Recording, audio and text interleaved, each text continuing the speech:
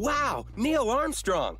Hey, wait a minute. You're supposed to be on the moon. I just saw it on TV. Oh, there's a tape delay and with all solar winds.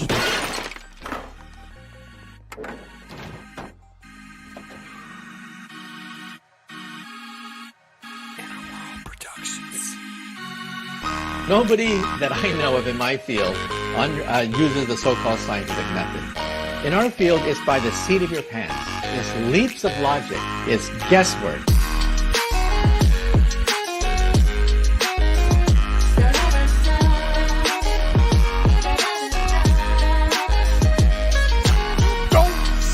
You don't see the curvature of the Earth.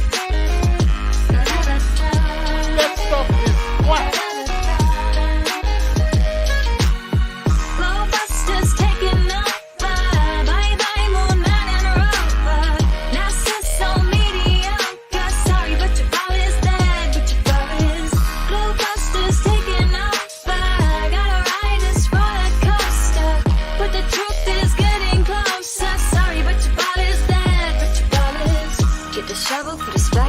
Piecing up the puzzle, need a burst of bubble. Evil gonna crumble, yeah? Sit down and be humble. Got the ball, you about to fumble. You're getting mad cause I just fight about your uncle. And then they call me the liar. I mean, it's absolutely unbelievable the pathetic techniques that they have to use to prove their heliocentric model. Vibes at the president, Jeran got the evidence. Eros laying desert wisdom, Zack is evident. That the earth electric and it's resonant. Your residence is heaven sent. I hope to settle in like some sediment. If we so wrong, why they lying to discredit it? That's not too intelligent. That's a guy, not an in court, but we ain't really in the settlement. It's time to awaken from the pseudoscience sedatives. Blowbusters taking up.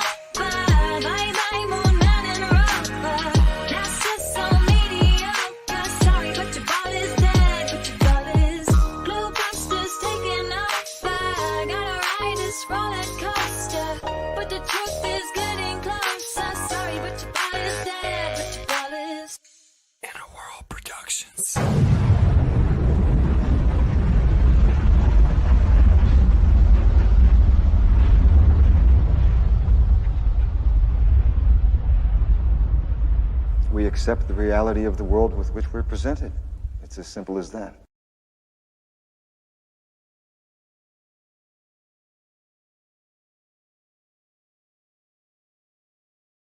It is as simple as that. And welcome everybody to Globebusters, those debatable debates. I'm your host, Bob, Xanadude60, and we are back with another great show for you today. Crazy week, with debates and watching, what's been going on, and it's, I don't know about you guys, but me personally, when I watch the debates, it's just like the ballers keep coming with the same old arguments, saying that they have debunked the flat Earth arguments when in fact they haven't even come close to it. They keep going back to the same old tired proofs. Like, oh, well, yeah, when the boat goes over the horizon, that proves curvature. That's like, really? In 8 years, this is the best they can do? The one thing that they have done, which I find hilarious, is they have decided to change their tune from, we don't have a definite position on the horizon anymore. It's just apparent, right? Which is ludicrous because the globe absolutely, positively, without a doubt whatsoever, has to have a geometric position, right? Otherwise, if you're claiming that it's apparent and there is no actual geometric position to the globe horizon, then there is no globe, right? Stuff like that. But we keep going around in circles and around in circles and around in circles.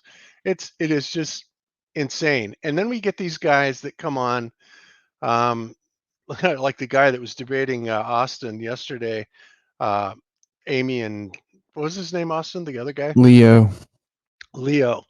Oh my God, what an arrogant, unbelievably arrogant person this guy was. He just thought he had all the answers, and he really, the Dunning-Kruger was just unbelievable. I couldn't believe it. And even the ball earthers were saying, well, yeah, I'm a ball earther, but flat earth won. I was kind of digging those polls that he was doing. But yeah, I mean, they really are putting out poor, poor, poor showings. If they're not just outright lying about stuff, then they're just going back to the same old arguments from day one and claiming they're real, like Himawari, right?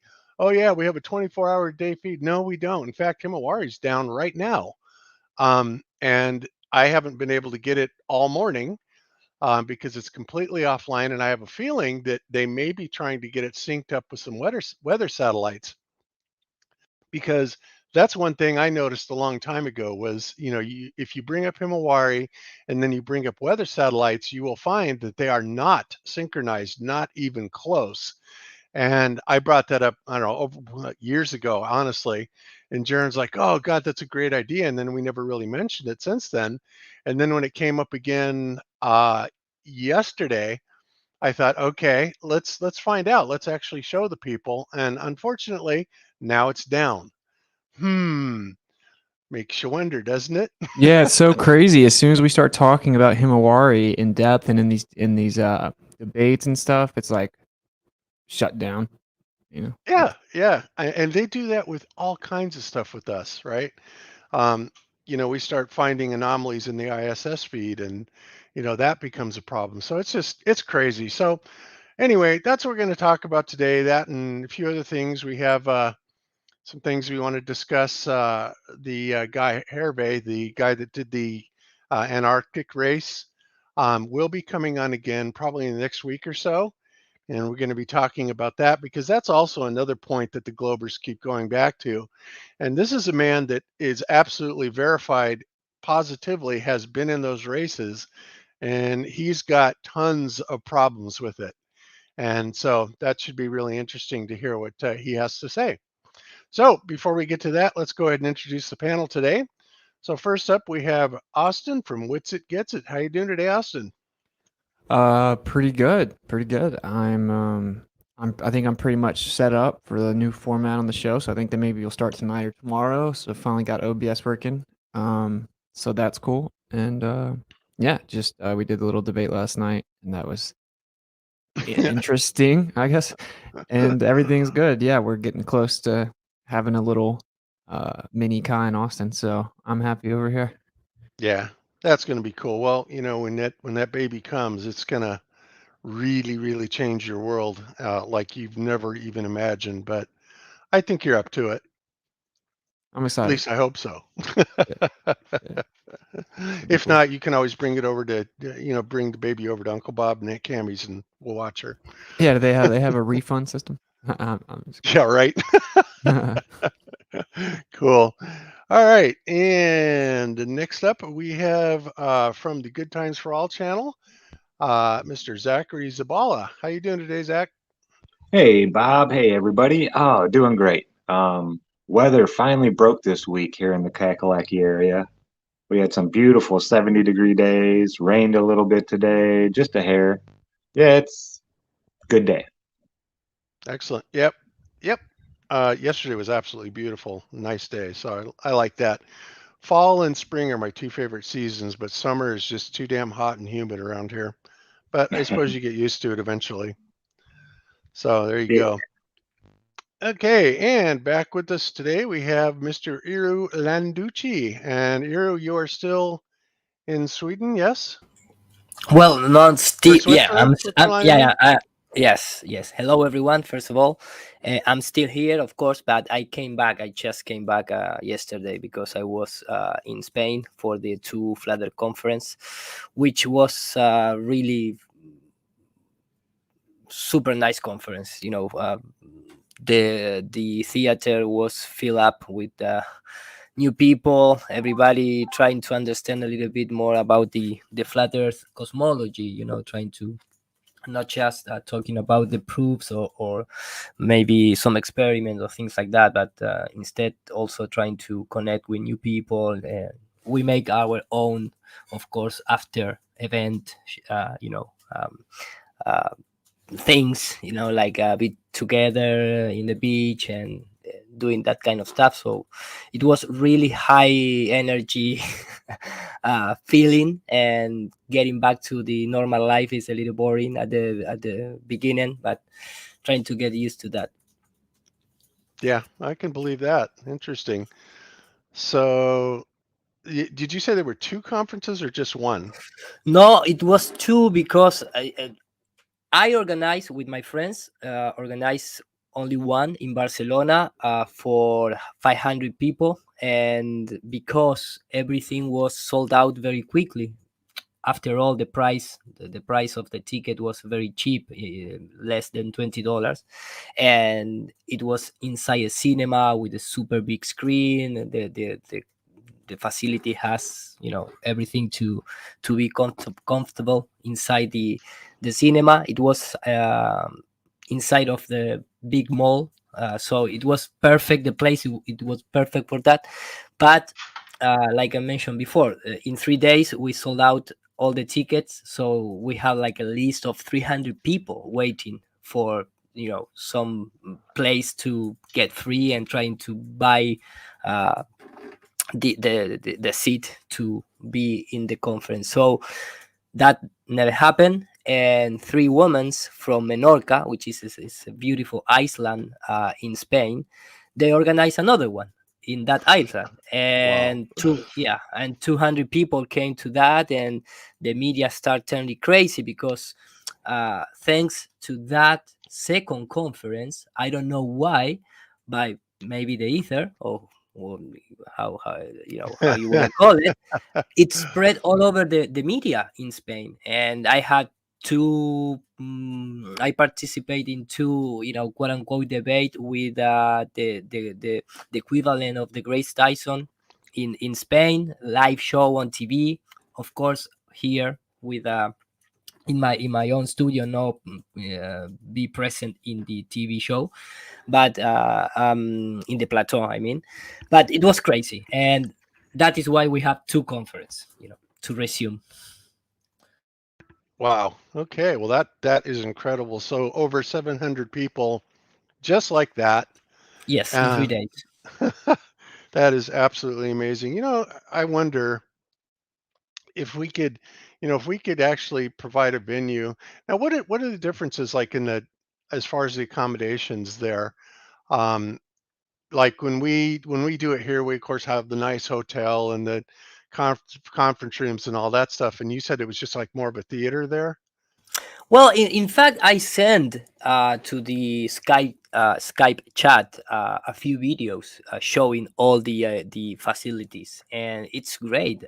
The only difference, for example, in this case, we was like 8 speakers, and we also make a magician because we have a very professional magician in the community of Flat Earth. So he came to and he's like a host. So he was the host of the event, and in the meantime between the speakers, he makes some tricks for the people. So that was part of the show. Also, we have musicians.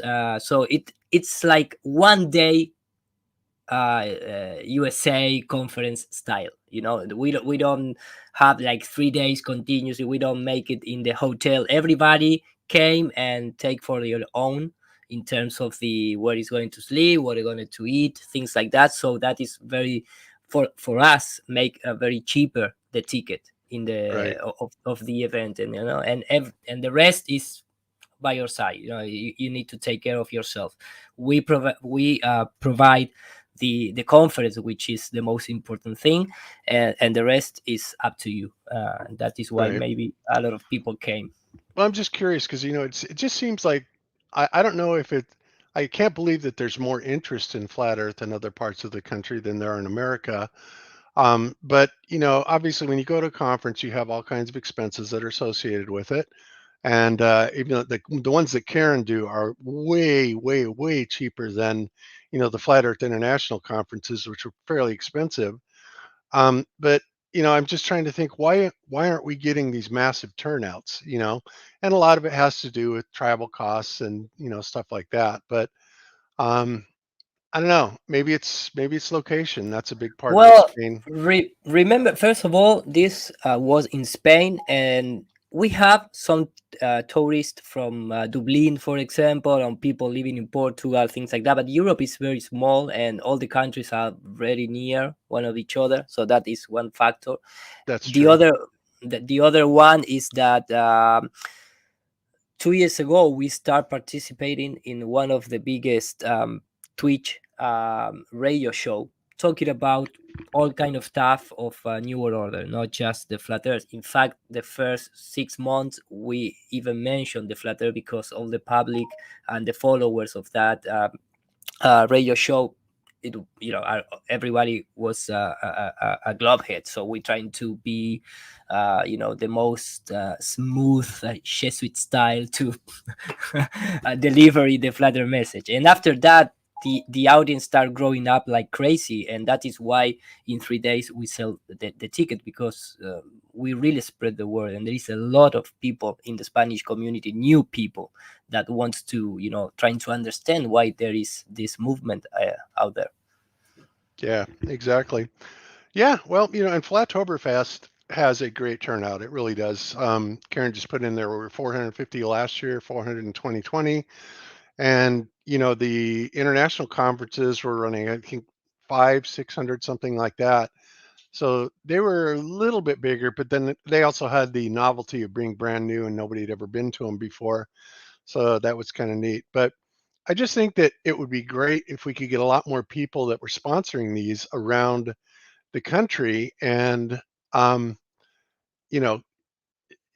get a lot more people involved. I know that's what Karen is trying to do, and the conferences themselves are absolutely amazing, as we all know, those of us who have been to them.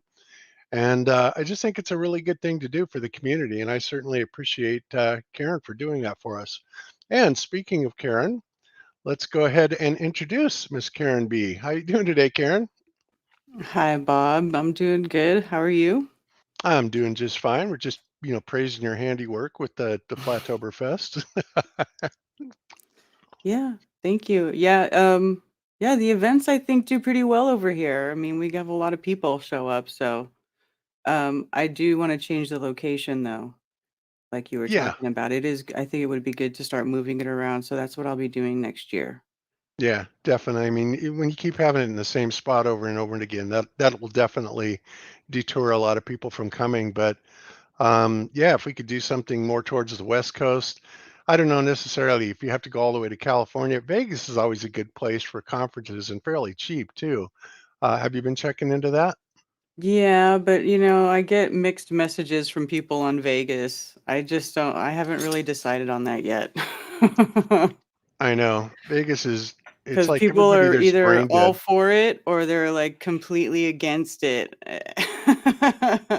The problem is that what happened in Las Vegas stay in Las Vegas, right? Yeah.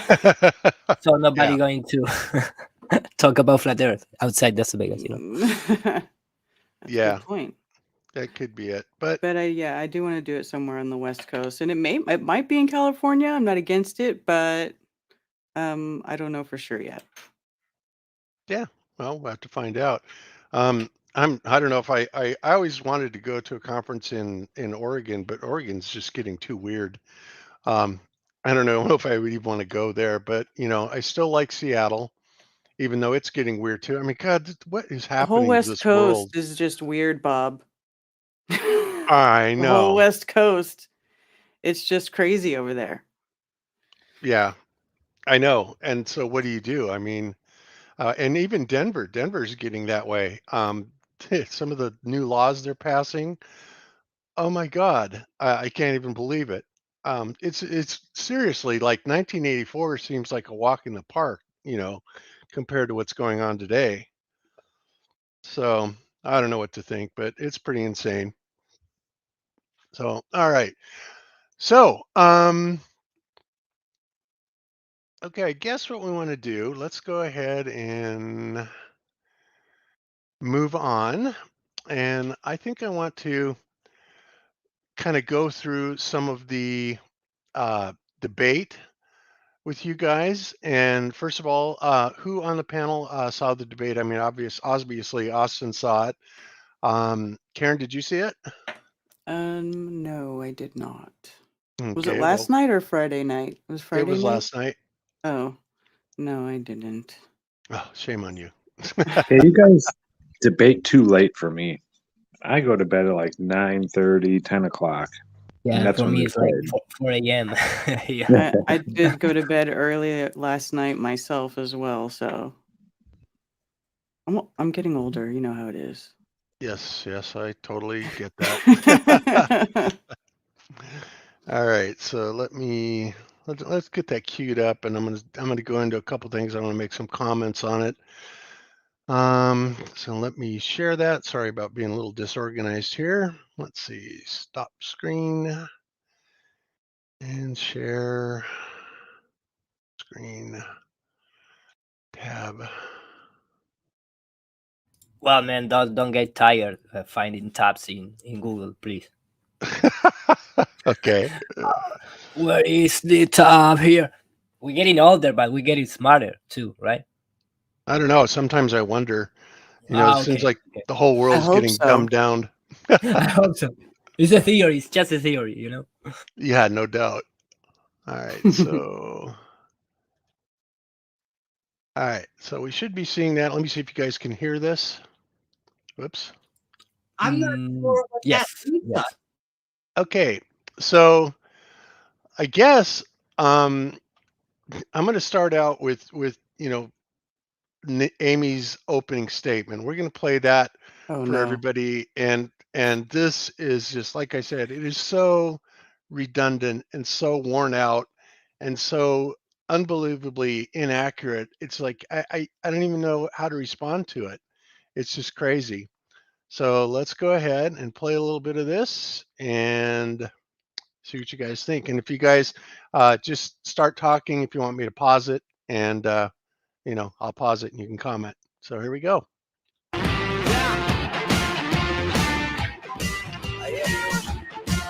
not dead yet. Get out of here. Break out the Yeah.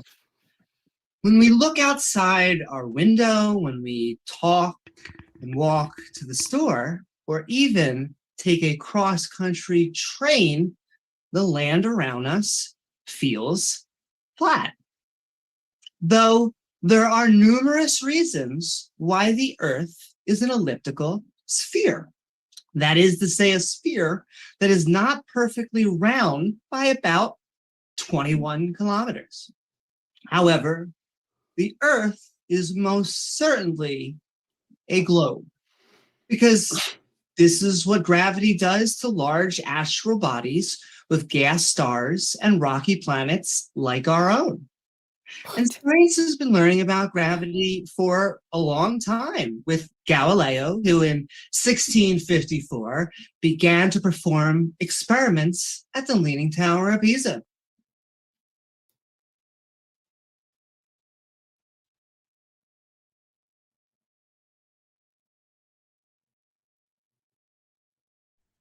Muted if you're talking.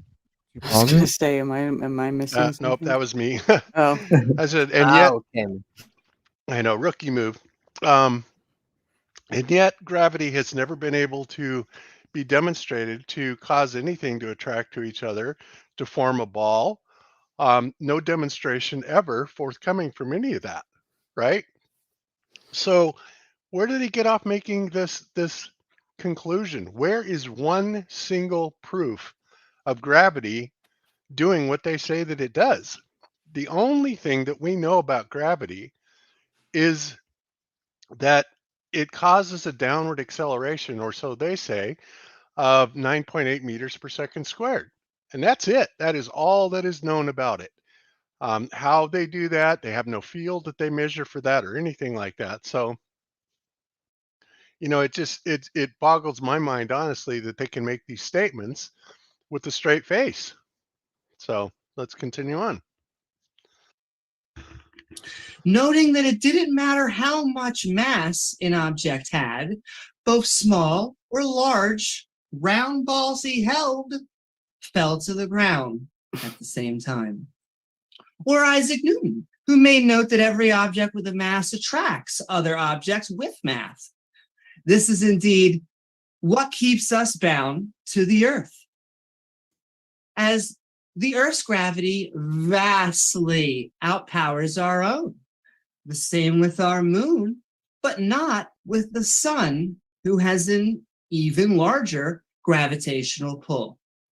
Though it wasn't until the early 1900s with Albert Einstein that we could start to understand gravity from a more 3 or even 4-dimensional level. From a top-down perspective, it looks like objects with massive gravity are attracting their object, which is true. But what's really going on? What does that mean from a top-down perspective? It looks like objects with mass are attracting mass. Where is that coming from? Any comments? No, and has never been proved. Mass, just because the mass of the object attract another mass without Yeah, that's any why interfering. Einstein changed it all. Yeah, changed I it mean, all. that's Exactly. over 100 years old now. Newton didn't even say that. And once Einstein did that, then they came out and had the ionosphere and said, this guy discovered the ionosphere. I forget the guy's name, who says, we wouldn't even be standing here on Earth today if it wasn't for the ionosphere, because that is the reason we're stuck to the Earth. And that's what real physics teachers like Walter Lewin from MIT teaches his students. So this is K through 8, maybe high school physics being taught right here. Yeah, and it's like Bob said at the beginning of the show, it's always the same. I mean, if we're going to discuss the geometrical problem, which is the curve of the Earth, why they start, for the first item is gravity, or Galileo Galilei, whatever. We are living in 21st century, and we have optical devices to really prove or not, or trying to make exercise directly to the observation of the geometrical curve, supposedly, right? Absolutely, yes. And and that's another thing. They don't even seem to understand the measures that they are taking, what is actually happening with them. I mean, it seems like every single baller, especially as many times as we've discussed laser interferometry on Globebusters, they just don't get it. It's like it is such a simple concept, and even their instrument of the gravimeter, right? The gravimeter, which supposedly they will try and make you believe that it measures a quote unquote gravitational field, but that isn't what a gravimeter does at all. A gravimeter measures the acceleration of objects and the changes thereof in different places. How does it do that? The exact same way that it works in a ring laser gyro or a fiber optic gyro or a Sagnac experiment or a Michelson-Gale experiment or a Michelson-Morley experiment. I wonder if the gravimeter readings line up with the electrostatic potential of Earth. You know how they're Bryant was bringing that up. I wonder if the gravimeter would measure differently according to that map. Or bet it would. I don't know. It might. But the thing is that what we're saying is that there are things according to their atomic number, right? Basically, when you look at the density of things like hydrogen having one orbiting electron, right? And the molecule, or helium having two, stuff like that. When you get more dense and higher in the atomic numbers, that is what is being affected most profoundly by the electrostatic field. Okay. So again, this is a purely electrical interaction, and it has nothing to do with any gravitational field. And let's face it, guys, the gravitational field is imaginary, right? They want us to believe that there's some sort of a magical field that this gravity, whatever it is, when it cuts across things, like if you had a 10-foot pole and this gravitational field cut across it, then it would basically shorten it by the width of a proton or less, right? And then they claim that as absolute proof for a gravitational field. And yet, how do you even measure something that's getting shortened by the length of a proton? I don't think even laser interferometers, as accurate as they are even capable of doing anything like that. They are extremely accurate, but when you're talking about the width of a proton or a thousandth of the width of the proton or whatever the hell they claim that is just unbelievable, there is no possible way to verify these claims. So why do they keep using them? Where is the absolute, irrefutable proof that they're talking about that gravity does these things that it does? It just is not there. The only thing, like I said, the only thing we know about gravity is it causes things to accelerate at roughly 9.8 meters per second squared. Other than that, there is no such thing as a gravitational field, and it's just absurd, that they even try to back it up with things like, Einstein's relativity theory, right? Well, it's all Yeah. relative. Yeah, in fact, there is a book where Albert Einstein participate because he didn't write the book, but he participate, and all the time the analogy is with the electrical and magnetic field when they start talking about a gravitational field. So, but we don't have any. At least it's very difficult to trying to say, okay, this is a gravitational field, because for that you need to at least take out a lot of other forces in our world to you know you cannot isolate everything. And gravity is supposedly like the weakest force of all these different things that we know. There's thermodynamics, there's high Electrical pressure. field, magnetic field, high Yeah. pressure. Yeah. Electrostatic is supposedly 10 to the 30. What is it, Austin? 6 or 9 times Well, 10 to Boston the University 36. says 39, and then some say 36. So, But yeah, that's just a ridiculous number. That's a 10 with 36 zeros behind it. It's just nonsense. But that's how much stronger electrostatics, which is very weak compared to even the other forces, So, yeah, gravity is not measurable here on Earth, according Yeah. to physics. Yeah, and something that I don't understand quite good, quite right, is because every time that they mention the gravity, they talk about one directional vector, up, down. But when you're trying to understand the Cavendish experiment, that is side by side. It's left to right, the vector of gravity, supposedly, because it's the mass of the one ball attracting the mass of the small ball. And what happened with the gravitational field of the supposedly Earth trying to put everything down? Mm-hmm. Whoops. Okay, I'm sorry. Go ahead. No, I tried. I just trying to understand, because of course there is this balance or this I don't know how to name in English, but this indirect confirmation of the gravity in terms of the mass attract other masses. But in that case, the vector, the direction of the gravity, is horizontal. It's not up and down Mm-hmm. with the Cavendish experiment. But at the same Exactly. time, they only talk about up and down direction in terms of the small scale experiment when you're trying to understand gravity here on Earth without the Cavendish experiment, with simple experiment like dropping an object inside a vacuum tube or things like that. So we never experience this horizontal attraction between objects. It doesn't matter the sizes.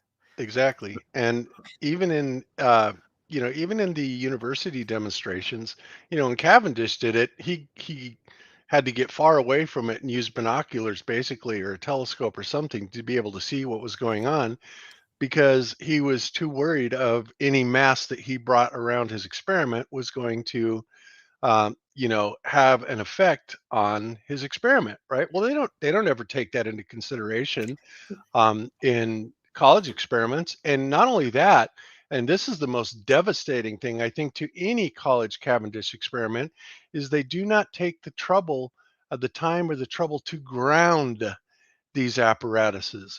Because when you're not grounding things, guys, especially when you're using things like rubber and styrofoam, those are electrostatic magnets, man. They are, yeah. I No, mean, and yeah, and go and ahead. no, but and for me, one of the biggest factor that they never take into consideration is the temperature, because they are not making that experiment in in zero, absolute 0 degrees. So you always gonna have vibration inside an object with temperature, for That's true. example.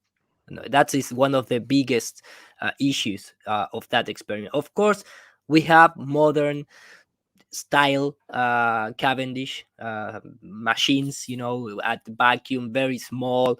They're trying to use that to provide a new gravitational constant and always get error, or it's too big. Time to time you read the articles in some of the front pages of scientific web pages, because you cannot use that to prove or trying to demonstrate the attraction between bodies, because you are leaving a lot of things behind. But Yes.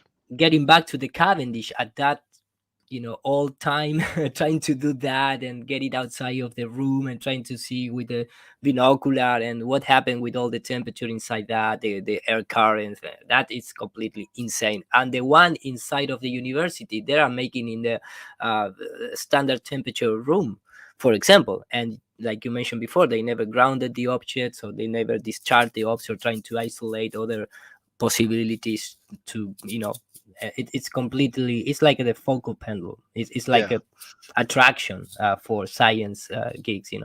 Yeah. That's why, for those of you that saw Slice Barkane do his so-called Cavendish experiment, that was so easy to debunk.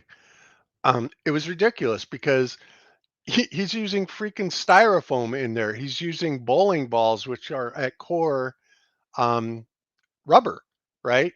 Over the acrylic or whatever it is topping on the outside of it. Everything in there was an electrostatic powerhouse essentially, and it's insane that he made no effort whatsoever to ground it. And then you could see when the arm came around and finally touched the arm to the bowling ball, and then it repelled it away. Why did it repel it away? Not because it bounced, it repelled it because it took on the like charge. It repelled it away. And then after that, it didn't, it actually repelled it away further than what it attracted it the first time, right? And then all of a sudden, it didn't have enough charge potential to even bring it towards it anymore. But if it was gravity that was doing this, it still shouldn't have had any problem whatsoever bringing that back over and over and over again. And So, I mean, they just don't see what's going on with their own experiments. what's so crazy is everything has electric charge, like within their paradigm. Even people will say like neutrons don't and stuff like that. It does though, right? It has what's called an elementary charge, and you have all these like subatomic particle reunifications going on, but they all have like basic charge. Everything does. They just claim it doesn't have a net charge, blah blah blah. So like even their weak weak nuclear force and all this, it's all electric. Everything's electric. Everything that holds the matter together is electric. Everything is electric. And so that's the primary component to all things. They had to claim something else, though, because it wouldn't make these balls revolve around each other in a vacuum. It's like that simple. And you're so right, Bob, about it being electrostatic magnets. I took a balloon, just a regular, party balloon, not the aluminum foil one, but the just a rubber one. And I polarized it with electrostatic rods, and it stayed that way for like a little over 2 weeks. I could charge up the rod and I could spin the balloon around depending on which type of charge I was playing with, high potential, low potential. And I could, for 2 weeks, that balloon held that charge right where I put it, rubbed it onto it.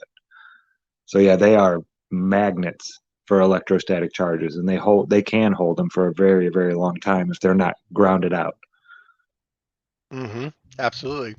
And, again, when you're looking at the periodic table of elements, hydrogen, lithium, beryllium, sodium, magnesium, and the basic structure of different matter composites is obviously directly related to the amount of charge effect it's going to have, the amount of charge potential it's going to have the amount of charge capacity it's going to have, all of this stuff. And this is one thing that I don't think that they were understanding at all. When we say that everything has a charge potential, that's something that is absolutely undeniable. Whether it's, even if it is represented as a neutral charge, it still has the charge potential. And they don't seem to be able to wrap their heads around this, which boggles my mind, right? Yeah. I was trying to figure out how to explain this. What do you guys think? I say like, so negative and positive charge is just this mathematical construct we came up with to try to mathematically describe charge and discharge. And so it's like, this is crude. I haven't figured out the best way to say it, but basically you have what we call positive charge is something has excess charge. If you have like a line of equilibrium, positive charge, quote unquote, is excess charge. Just like no net charge would just be this state of equilibrium, which has its potential charge, right? And then quote unquote negative charge would be like a lack of or deficiency of charge. And so when you put quote unquote positive and negative together, well, the systems are just seeking equilibrium. So the system that has excess charge will migrate to the one that has less charge to balance out. And that's really all that's going, is varying levels of charge itself. There's no such thing as like positive and negative, right? It's just like seeking equilibrium relative to how much charge there is. Right. Just like gas pressure. Same thing with gas pressure. Same thing with heat. It's all pressure mediation. That's all it is. It absolutely is. And the other thing is, of course, you need to look at is when you're dealing with charge, you need to look at whether a material is considered a conductor, a semiconductor, or an insulator. So what exactly does that mean? Well, on a technical level, for something to be a conductor, it means that it has to have on the outer valence ring of the molecule less than 4 electrons, okay, supposedly. To have exactly 4 electrons in the outer valence ring makes it a quote unquote semiconductor. To have more than 4 valence rings on the outer makes it an insulator. Okay, so that is also, that's another factor that is also, brought into this. And of course, that's why you don't want to use something that has 5, 6, 7 valence electrons to try and hook up wires, and make it conduct electricity. It's not going to do that very well. But if you take copper or gold, they're absolutely going to be conductor states, and they're going to easily pass along that electric potential charge. So really, that's as simple as it is right there. So we just have to come up with a way to explain it to them, where it kind of gets the idea. Well, first of all, the biggest part of the battle with them, I think, Austin, is that they think that they have debunked the electric model of gravity because of the supposed mass attracting mass or space-time bending model of gravity, right? Well, since that cannot be proven in any way, shape, or form, you would think that they might be open to another possibility, right? But that doesn't seem to be the way that they do it, right? No, it's this way and no other. And again, that is a secondary thing, because that is trying to, of course, if the Earth is flat, well, we need to revisit and we need to see things in terms of the science, ideas again. With that, I mean, gravity and eclipses and the seasons, whatever.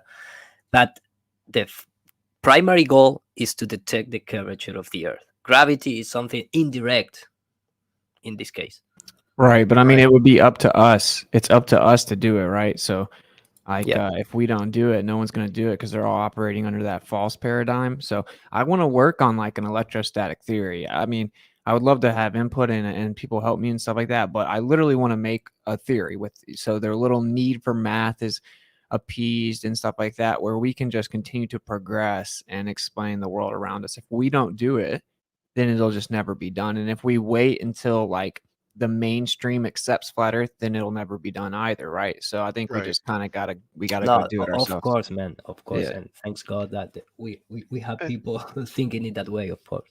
yeah, and it's essentially already been done. That's the whole thing, because when when I came out with the well, Jack and I came out with the Gaussian model basically, um, and the equipotential static electric field in between the Gaussian plates. This isn't fantasy. This is standard electrical engineering. This is something that is well known and has been known for centuries as far as the behavior of electricity, right? Um, Zack was able to make a demonstration with the Van de Graaff generator to show that if we change the polarity of ground versus uh, the anode, or cathode versus anode, that we can actually attract things in an opposite direction. So again, we've already done this, and we also know that when you have an equipotential field like that, say 10 million volts on the top anode, and then you have, of course, ground, which would represent zero. You have a 10 million volt difference of potential, and we know that negative is essentially going to the positive is going to essentially flow down towards the negative, right? And it is going to have a pressure, an electrical pressure, right? This is exactly what's happening to us. And what happens is when anything is in that field that is flowing downward, it causes an alignment of charged particles in your body, in the table, in your keyboard, in your mouse, in your dog, in your kitchen, your house, everything. And it is always pressing down on that with a very, very slight degree of force, right? So we have everything that we already need. We don't have to make up everything. And yet the flat earth model works perfectly with it. And that's the thing that I don't understand. Show us how this can be done with gravity. Again, all we have to do to show that our electrostatic downward potential is in fact this downward electrical force is just simply substitute the 9.8 meters per second as being an electrostatic cause instead of a so-called mass attracting mass cause, which is non-existent, right? Yeah, I agree. I think we have pretty much everything we need. We just got to piece it together in like a concise or a coherent theory all together with the accurate interpretation of the Earth. And one of the things we really, really need to differentiate to people, this has nothing to do with magnetism. This isn't magnetic. It's not electromagnetic. Though that is transverse longitudinal waves. This is a scalar wave. This is what a Tesla coil creates outward in a large area. Now, right at the Tesla coil in the center, you will have a magnetic field, an oscillating magnetic field. But the main output is not a magnetic field at all.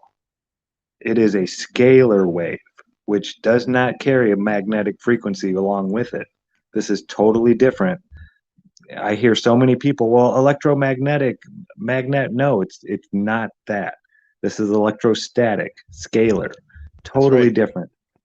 And let me tell you something. So they sit there and they'll say, well, the electrostatic wave or the scalar, how do you measure that? Where's the meter for that? Well, first of all, you can't measure it with a voltmeter. All right. But as we saw, like last week, was the last week's show, I think, when we were looking at the chi demonstrations, what was the practitioner, what was he able to do with an LED when he simply put an LED in each finger, right? And he had a voltmeter on there, and the voltmeter showed 0. But he says, no, I am pumping chi, which is in fact the ether, right? Which is the scalar wave. That is what's lighting that LED. So there is another type of force that is actually carrying this out. It is called the ether. It is a different modality of the ether. Again, how many ways do we have to demonstrate it for people to start catching on to the fact that this is real? You know? Oh, well, they just don't want. They don't want to. They don't want to swallow their pride, so who cares, right? Like, they need naturally occurring phenomena. Have you ever heard of it's called like non-contact it's called non-contact pollen detachment. Bees can do something called non-contact pollen detachment where they get the pollen from flowers with electrostatics without Mhm. actually physically touching the flower. Right, so that's crazy because the pollen's going up, right, relative to the electrostatics. So we have stuff all around the world just showing us that that this electrostatic field is what sets the bias, and the manipulation of electrostatics within that causes things to go up or down. And that's what And studying the natural world is, right? It's seeing what naturally happens and trying to figure it out. I've looked up all kinds of definitions of the scientific method, and not one says observe a natural phenomena with your limited human senses. Not one says you have to see it, smell it, taste it, hear it. That's what all these different meters and measuring devices are for. Yeah, it is If so you want, absurd, Zach, that it's ridiculous. there are people in this community that will say, "Well, these pieces of test equipment don't exist in nature." That is so retarded. I can't even fathom. I mean, come on, guys. Uh, we have instrumentation for a reason. It helps us detect voltage, resistance, current, ether flow, uh, laser, phase differential, scalar waves, all of this stuff. We have test equipment to help us detect this. And there are those out there, we know who we're talking about, that will say, oh, well, it doesn't occur in nature, therefore it doesn't exist. And yet they're fine using those same pieces of test equipment that don't exist in nature, to build up the idea of quantum mechanics, right? Right. Well, when properly stated, they would concede, without all the ego and all this personal stuff, right? Most of the flat earthers that talk about this script, they know that you can't really do any scientific experiment without a man-made device being used for the manipulation of the independent variable, right? If you're going to manipulate and vary it, that's automatically going to require, man-made input. So, like almost every single time, they're just kind of saying the phenomena itself that is your dependent variable has to be naturally occurring, and this is right. Like the fact if we use a field meter or whatever we use, it's not the phenomena, it's what we're using to quantify it. Like electrostatics is an actual observable phenomena. I can scoop my feet on the ground and shock you, bro, right? So it is a very real, tangible thing. Oh yeah, a lightning strike is a Yeah, I natural mean, it's phenomenon. everywhere. It's everywhere, right? Like, we Yeah. talked about all of it, like the bumblebee not being aerodynamic and spider ballooning and beetle wings, and it goes on, like non-contact pollen detachment. I just found that out. I think that's very fascinating. I want to try to get high definition, slow motion, like zoomed in video of this if it's possible, and then manipulate the electrostatics of the flower and see what happens. But I think that this is the kind of stuff we need to do, and when we're talking about something that's this weak but also this prominent, we're going to need very precise measurements and understanding. And obviously, we would never make any progress without man-made devices. So yeah, like I want to look into getting a Van de Graaff generator too. I don't know where you got yours, Zach, but I mean, I think I need Oh, a. you can. Hey, man, you're like 15 minutes away. Anytime you want to bring it over, you can keep it for a couple weeks, whatnot. Play with it for a while, months. I mean, I play with it, but it's like in sporadic spurts. I used to play with it every day for hours, and now, it's a toy that I've played with a long time. I got Tesla coils and stuff that I play with now. Okay, well, if that's the case, then I might borrow it from you. I wanted to buy one, but I'm not really in the financial position to do so. But yeah, I think that we could do a lot of interesting things with that, and we just need to just keep figuring it out. There are some, I think we know a lot about it, but I think there are some things that we haven't fully pieced together on like a meta overarching, like let's call it theory, right? So I think that we should start putting our heads together, like what can we do experiment wise, and start really like ironing out any potential kinks. And I think this is a huge part of flat Earth, where the cognition of people is like, look, I have all these predicted values, I have all this math, and it doesn't matter how many times as this debate shows you that you explain actually on the cosmological and quantum scale relativity has been debunked. It doesn't work. No matter what you're saying, admittedly, it's incomplete at the best case scenario. It doesn't work. It doesn't matter. Their cognition needs some like higher level, like quote unquote scientific paper with a bunch of math explaining it so they can work it out themselves, and then they can take pride and look, I made it work out and balance out. And I just think I'd say we just bite the bullet and do it, because math is useful and we do need some type of coherent overarching theory. And I say we do it, then we take it to different altitudes. We look at things during rain. They've seen in gravimeters that things accelerate at different rates when it rains. I don't know if you guys know that. Well, that's interesting. Oh yeah, the electric field can change dramatically to where the ground actually becomes positive at the surface, and you get ionic wind going upwards. That's how you get these giant updrafts during a thunderstorm. The ionic wind is blowing the wind straight up because the ground is positively charged and the cloud is negatively. Yeah, that is an absolute true fact. Yes. Yeah, it's crazy. It's crazy. And clouds are crazy too, right? Like clouds are clearly being held together with electrostatics, and they're able to maintain like this immense amount of water as far as we can tell. So it's like, I think that, yeah, we need to put our minds together. Think about, and I don't know about gravimeters. I mean, we looked into them and they seem decently precise, but they're kind of, they cook the books a lot and stuff. But yeah, I think that if we can take different altitudes, different weather conditions, different like different things like that, we can really demonstrate like definitively a relationship between electrostatics and in any direction something goes on the Earth. And yeah, I think so we should do it. Then maybe we can narrow it down to a very like precise relationship, even quantifiable. Yeah, and we can also kind of come up with our own version of a poor man's laser interferometer as well. And plus, there's always deals out there to be had. In fact, I saw somebody that picked up a laser interferometer on eBay for a couple $100, and so I'm going to start looking for stuff like that, because let's face it, guys, the laser interferometer is a piece of technology that is, they're trying to tell us that it's one thing, but if we can demonstrate, like we did when we had the laser interferometer, like for example, that 15 degree per hour rotation that we picked up was in fact the luminiferous ether, and we were able to prove that it was not Earth rotation because of a couple reasons. I mean, first of all, Airy's failure conclusively proved that without a doubt. But so what was it that the fiber optic gyro was picking up, right? If it wasn't picking up Earth rotation, then what was it picking up? Well, and of course, if you're, those other guys, they'll say, well, it's a parlor trick, which of course is just a stupid, absurd answer. It is registering something.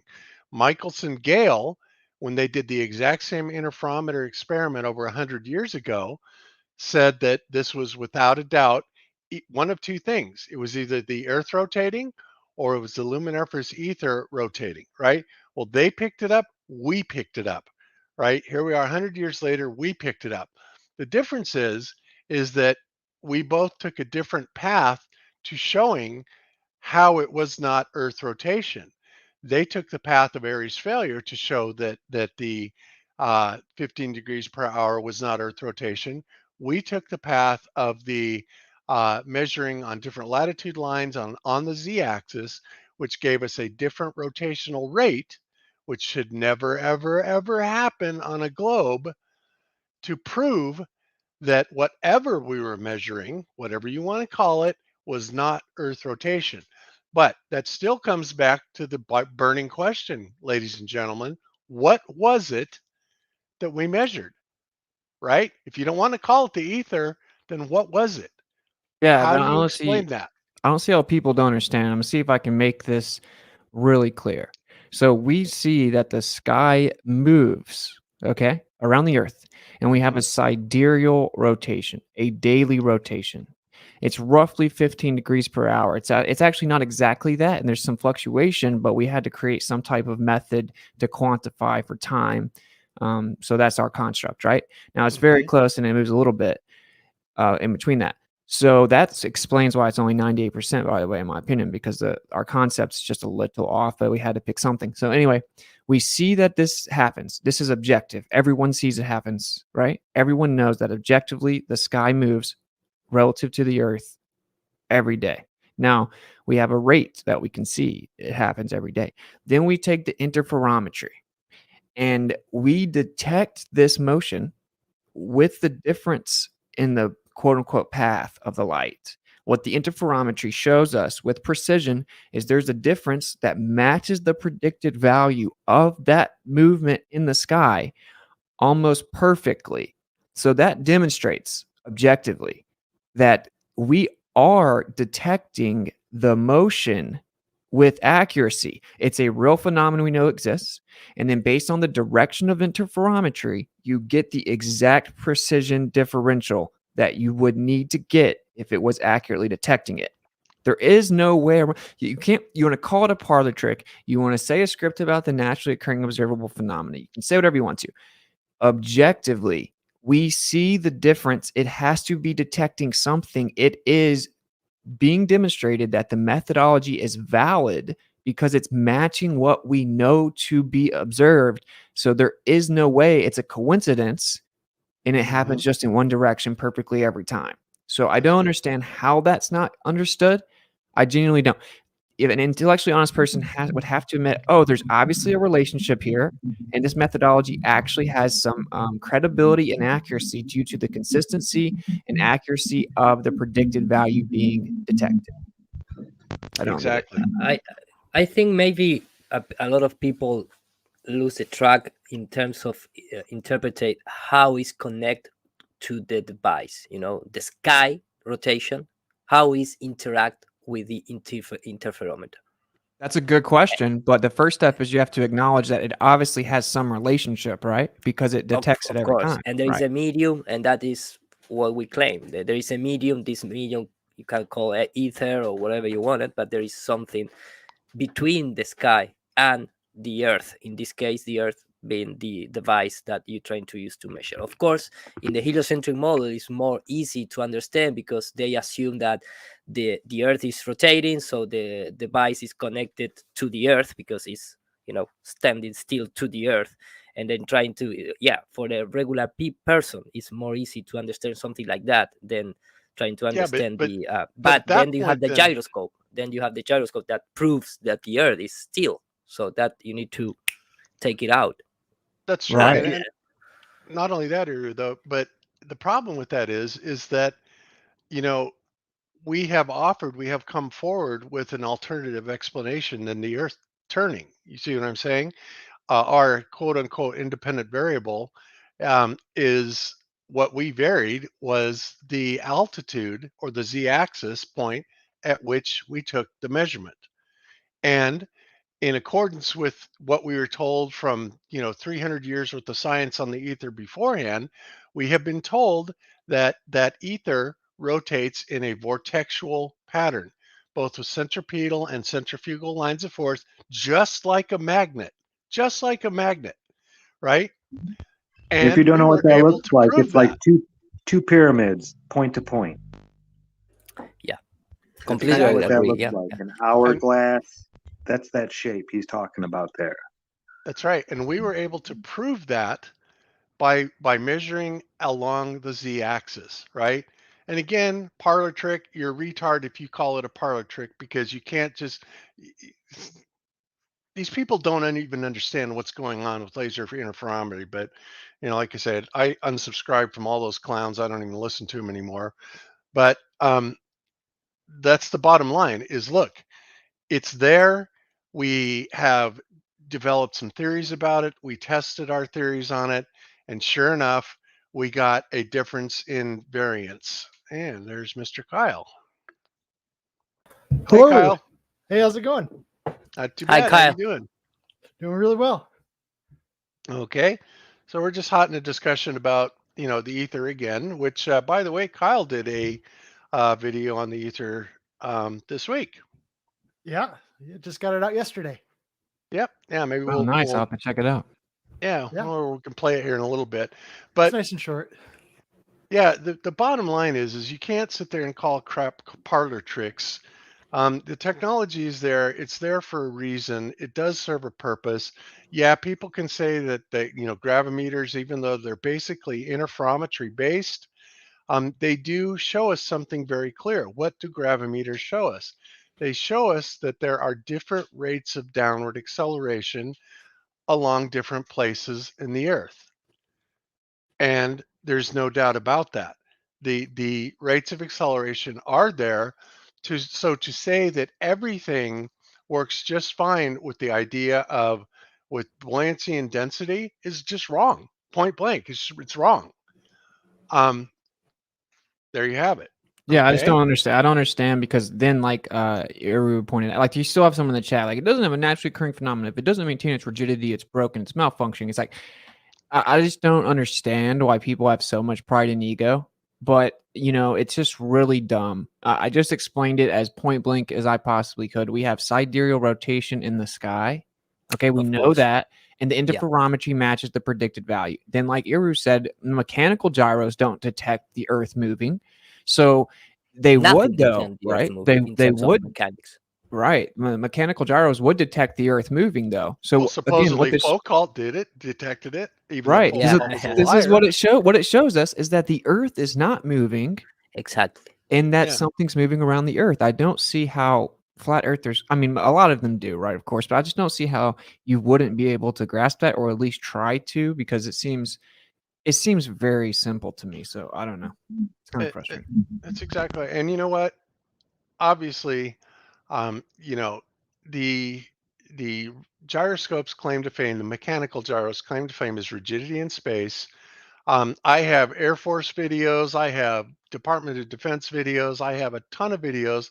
Every single one of them say that as you move around the Earth, the gyro should precess, but they don't. They never do, and they never have. And the only time that anybody has ever claimed that they did was Leon Foucault, right? And the ballers today will say, "Oh, well, we can't build as good of a gyro as he did 170 years ago." That is ludicrous. Not only can we build a far better gyro Yeah, a because piece of of our wood. machining, but we can also motorize them, right? Or we can drive them with air pressure. All these different things, and there's no reason whatsoever that they cannot detect a 15 degree per hour thing. Well, then the next excuse is what? Oh, well, the gimbals are too restrictive to measure a 15 degree per hour. What is our response? Well, then we put it on a 7-day recorder, right? Which is basically a device that turns at the rate of 1.2 degrees per hour, or 15 degrees divided by 7, right? And not only did it detect it not only did it detect that movement, but it detected it accurately. And I mean very accurately. So to say that the Earth's rotation of 7 times that speed would be undetectable by mechanical gyro, sorry, that doesn't cut it either.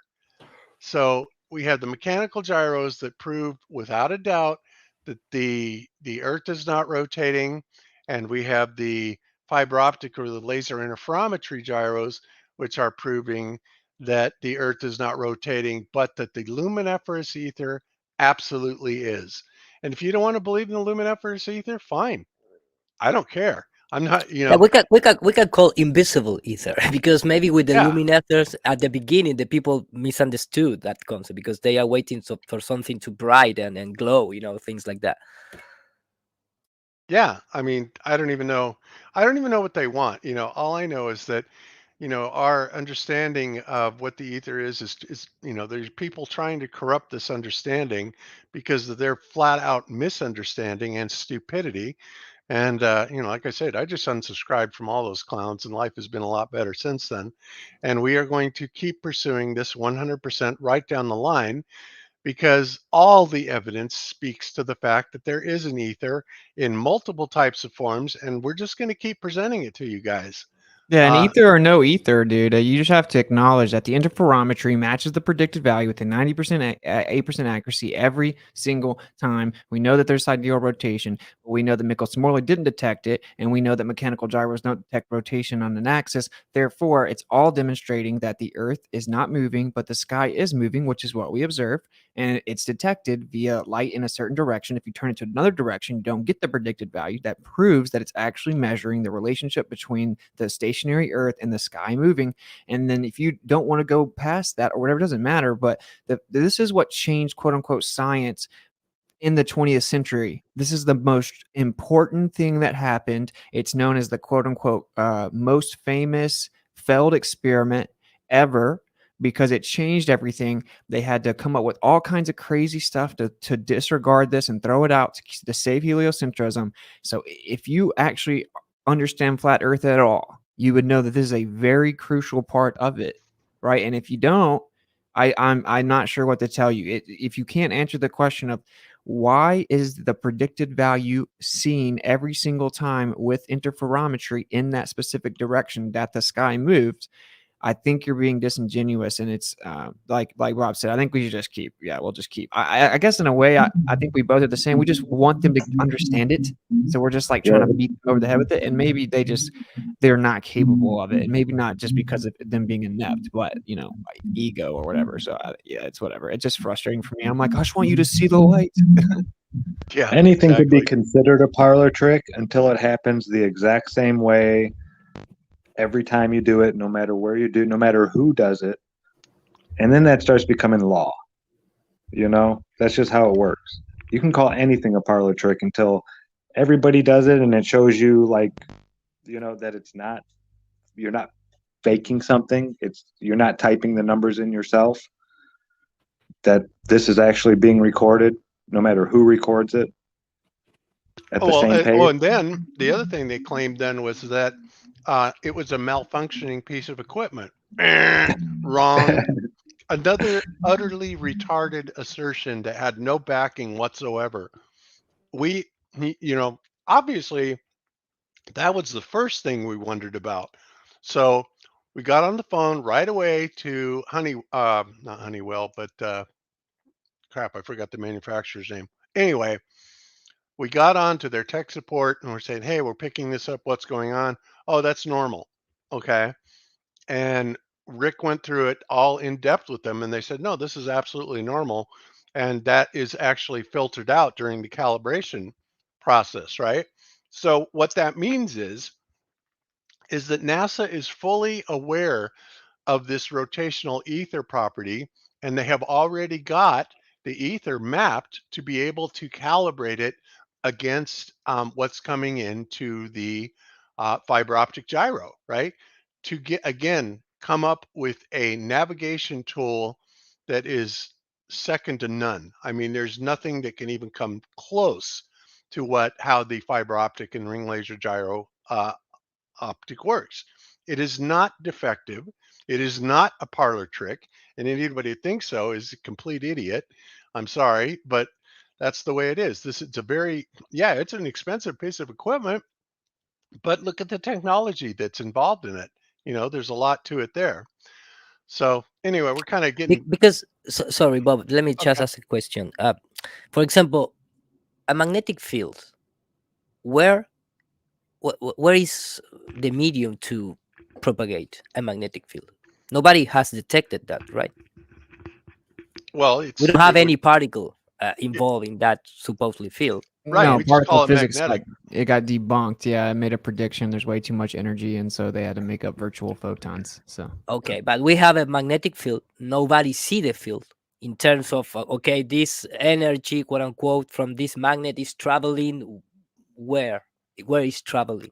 Good question. Yeah, that's a great point. But everybody sees that, and of course, if we have a toroidal magnetic field on the Earth rotating, well, we are detecting that type of stuff. I mean, you must accept that the world has things that we cannot see or detect with our modern equipment, because a magnetic field, yes, we can interact, we can see the interaction, but we we don't know where the magnetic field is in terms of you can cool down the room, you can take the air, the air surrounded wherever, but the magnetic is still working. It's still produce the field, and there is still something there where the magnetic flux line works, but you cannot see, you cannot what I'm trying to say. So I trying to see the ether in that way. There is this special thing that is there, but we cannot detect it, or That's a did not great detect it. point. Sorry, we can detect it, but we cannot see it. That makes you think, how we can use ferrocells like supercells and we can see the magnetic field? We're actually seeing the fluid, right? But You see the fluid, exactly. yeah, Yeah, there's probably we are some not way seeing. that we can maybe do that with the ether, right? Like we could create something that allows you to see the ether, but it would actually not be you literally seeing the ether, but more so the effects of the field or the background itself. I guess there was Well, this one thing that they say, I guess they made it illegal and it's not even like a drug, but you can take it and people say you see people's aura and stuff like that. I don't know if you guys Mhm. have heard of it, but there's got to be something, right? Because if we can do it with the magnetic field, I wonder if we could do something like that. That would be a game changer. I guess it could be argued you actually are seeing the ether in a certain modality when you see the magnetic field in the ferrocell anyway, but Well, I think that's that's a what we pretty talked about fascinating last idea. week. We talked about that last week about how we all have our own personal coronas, our spirits are made of ether, and so we can actually affect different things with these with our own spirits. And we got into a lot of details on that last week. Yeah, but have you seen the there's some type of chemical that you can make, chemical compound that if you use it to like look through like glasses or whatever, allegedly you can see the auras of people. You can Yeah, and see that's the exactly what you're talking about about this kind of The ferrofluid or something like that. Yeah. What's it Carillion called? photography. Carillion photography. Maybe it's illegal? No, Something it's about not the illegal. chemical. No, Okay, you can. you can The make it spirit yourself, but you glasses, I can't heard buy it. or I heard sell it. something about spirit glasses, and you could do that. Dionysian, I think it's called. Maybe that's it. Yeah, you can't buy or sell it. I think you can legally make it yourself, but you're not allowed to buy or sell it. They treat it like it's a drug. Or dicyanine, It's maybe. something. I don't know. Yeah. Yeah, Let it's me. very fast. Oh, there it is. But the Dicyanine. camera, Yeah. Kirlian camera, it's available. Of course, Yeah. you are seeing, I don't know, Let me others respond to thing. something in the chat. Thomas F. E. Gron says, answer how they could get any interferometer to work without laser light. I tell you, not even laser light can be split, so you can measure and time difference. It's just fancy smoke and mirrors. Sorry, Thomas, you're wrong. We don't need to use laser light to do this. The reason that they do use laser light is because it's easy to get an interference pattern on an optical grid. Okay. But you know what else we can do? We can put those signals into an oscilloscope. We can essentially use any electromagnetic frequency and we can create an interference pattern through that and come up with essentially the same results. So you're wrong. I'm sorry. You're just point blank wrong on that. It is not fancy smoke and mirrors. This is actually and not only that, using interferometry methods not only in light but in oscilloscopes has been done for hundreds of years. Again, this is when I have a problem with people that do not have an education in electrical engineering, and they don't even understand the most basic functions of how electricity and even the test equipment works that we're using to work with it. All right. So all I can say is before you go out and embarrass yourself, do a little research. All right. Yeah, I This mean, it this doesn't make stuff is sense. not hard. How would smoke and mirror trick or parlor trick make it always happen in one singular direction? Is it because someone set the device up to make the interferometry just change in one direction? Because we probably don't do that. So like that one question debunks the entire thing. I think it's just like I asked them all this and now they're all running away in the chat. But it's like, why does the interferometry match the predicted value of sidereal rotation observed every single time in one direction consistently? So I mean, there you go. One question refutes the script, and Well, they How have does it one of match these it at in what their phone. elevation? At what elevation? Remember, every time we took a sidereal rotation, right, on the z-axis of the ether in Colorado, we came up with a different value. So you mind explaining to me what that supposed to me even means? Yeah, they just find a way to try to hand wave dismiss the whole thing. And so, Yeah. like, what can you do with someone like that? You can't. They're not going to listen. We proved that there is a differential. Where you extract that information, obviously, on the z-axis makes a difference because its physical characteristics along the z-axis are changing, just like we have been told for hundreds of years about the ether. And I we mean, all my have God. access to these. We all have one of these in our phone, most likely. You can set it up, it'll say it's level, you can turn it, and it'll tell you exactly how many degrees you've turned. It is sound. It works Yes. every time. I mean, it's not, a parlor trick. It works and it's used in technology all over the field. So to say it's a parlor trick with a hand wave dismissal like that, yeah, it's just silly in my Yeah, opinion. I would just keep asking them the same question. They're all running away in the chat. They stopped. So I mean, that's all you got to do. It's kind of like a Glober. You got to treat them the same with the Glober. Just no, I asked you a question. Answer the question. No, answer the question, and it's all good, right? The brainwashing is running deep from the FED side. I don't know what else to say, but well, yeah, but he's not here to fundy mute and censor the argument. So now the script falls apart because the argument gets out, right? And it just takes like one uninterrupted question, and it's over. Exactly. And speaking of what, this is kind of funny. One of the things that he put out last week before I stopped watching him was when he came onto Globebusters, and basically he wanted everybody to see what happened on Globebusters. And it was pretty funny. He didn't want me to play the Malcolm Bowden Aries failure or Sagnac experiment, right? And it's like, he's like, no, it's not an experiment. And we said a million times, okay, great. It doesn't fit the requirements of a scientific experiment. But I said, what I want to do is I want to show you how this piece of technology works. Well, he wouldn't have it, right? He would, he's sitting there yelling and screaming, and you could tell he's about ready to lose his damn mind over it because he didn't want me to play this. And yet it is so simple. It's ridiculous. So actually, I am gonna play this really quick, just so you can see it, because I think again, people really need to understand what the big issue is here, especially with Nathan and his stupidity, and his fear of something that he simply doesn't understand. Oh, we're going back and talking about him again. I thought we were like done with him. We are, but we're talking about him. We're going to talk about the Sagnac experiment. Okay, and then we'll go back to the main discussion. And I apologize for this, but come on, guys, this is nuts. All right, so there's that.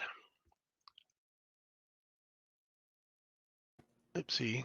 Yeah, I think I want to redo this with a little bit more kabow or whatever you want to call it. I love this, but I think we need a little more.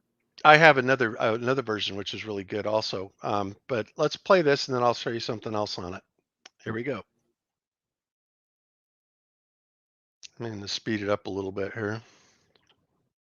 In 1913, Sagnac carried out a simple experiment of passing light in opposite directions around a table and recombining them. This produced interference fringes. He then rotated the whole table at 2 revolutions per second and found that the fringes changed. This result has very significant implications in science. It works as follows. A beam of light leaves the light source at the bottom left-hand corner and is split into 2 different beams, which we have colored red and blue just to distinguish them. They travel around the circuit in opposite directions until they eventually reach the splitter, which also recombines them. There, they then go on to the photographic plate, where they have interference fringes. In this simplified version, we see the beam is split into 2, the red and the blue again, and they go around the circuit and are recombined at the splitter and recombining prism, so that they again produce the fringes on the photographic plate. Now let us rotate the table. Before Looks we do really so, similar to there's a very Michelson-Morley, just important a subject. slight variation there. Well, the difference between this and Michelson-Morley is this was done on an angular acceleration, and Michelson-Morley was done on a linear acceleration. And because of the fact, and the reason that Michelson-Morley didn't pick up the full velocity on the linear is because the ether is rotating in an angular motion. Therefore, it was only cutting across the detectors instead of getting a full rotation detected by them. Do you understand what I'm saying? Vaguely. Vaguely. Okay. Well, we'll make it a little bit clearer here in a minute, but let's continue. Of the effect of the ether. The Michelson-Morley experiment failed to detect the 30 kilometers per second motion of the Earth through the ether. So as to overcome this problem, Einstein simply abolished the ether in his relativity theory. So remember, you see this is going around in circles. Michelson-Morley was set up to detect linear motion. Now, when you have a linear detector set up and you put it in a angular motion field, you're not going to capture the entire field. Do you understand that? Yeah, I think so. Okay. Now, and of course, the same thing would go whereas if we are using a Michelson-Morley type of interferometer, okay, and we are flying a plane straight forward, it's going to give us very precise measurements going through the ether in a single linear direction. So if you're going to be detecting for linear motion, you need to have the configuration of the detector set up in a linear configuration. If you're going to go for an angular detection, you need to have it set up in an angular configuration. It's as simple as that. I think the hardest part for me, just wrapping my head around all of this, is I'm always seeing little illustrations going on, but I'm not seeing very much of the actual experiment setup. And so I like to see things done in real life and not just done Okay. Well, with I have a better illustrations. animation of this, which I'm going to show you afterwards, and then maybe that'll clarify it because I do have a better graphic for this. But Malcolm did a really good job because Malcolm does not obfuscate what happened here. You know, the whole reason why they called it a failure and all this stuff, and it's all BS. I mean, they completely made all that up. So, you know, I tend to toss that out with the rest of the garbage. But let me play a couple more minutes of this, and then we'll go over to the actual functioning ring laser gyro itself. The very significant result of the Sagnac experiment was that it proved that the ether existed. Let us see how it did this. It is a fundamental feature of relativity that it claims that as there is no ether, light travels away from a source at the same speed relative to the source, whether the source is moving or not. Right. So basically, they're saying that in relativistic theory, right, the light is going to travel at the same speed regardless. It doesn't matter what. Whereas under the ether is basically setting a speed limit. How does it do that? By the rate of induction. And there are a few factors that control that. As compared to, you know, not having a rate of induction or just an outright speed. So relativity, which of course is stupid in every way, shape, and form as it is already, because again, it's like asserting that when you're running down the street and you trip and you fall on your face, it's essentially saying the same thing as that, you know, the ground jumped up and hit you in the face. It makes no distinction. The ballers like to say, well, if you ask them, well, is the sun moving? They'll say, compared to what? And of course, the proper answer should be compared to where it was 5 minutes ago, right? Because obviously it is moving compared to where it was 5 minutes ago. It is traveling at these outrageous speeds, no matter what direction or how you want to obfuscate it, it is moving without a doubt. Okay, so let's continue on. Thus, whether the table is turning or not, the fringe patterns should stay the same. But if the ether exists, once the light has left the source, the speed of the light is controlled by the ether independent of the speed of the table, mirrors, etc., as we see here.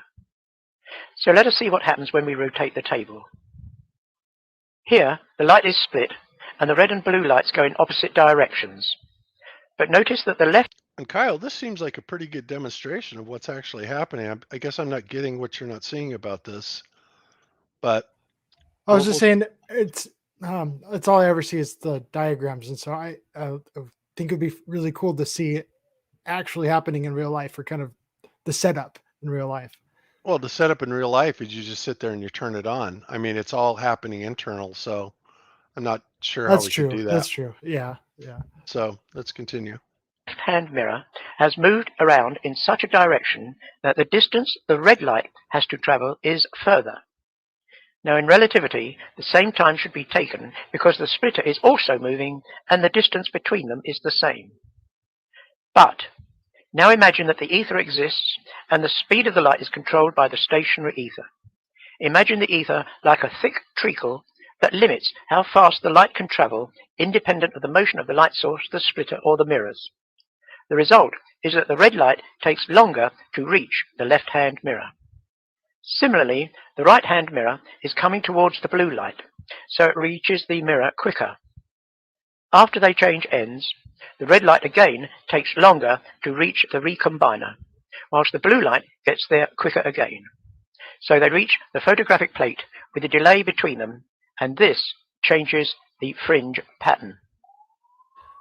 I think it'd be interesting to channel some chakra into that and see how much that gets affected by me channeling one side or the other. Oh, that's exactly why I want to have another laser interferometer device, because I can think of a million cool demonstrations that we could do at this point.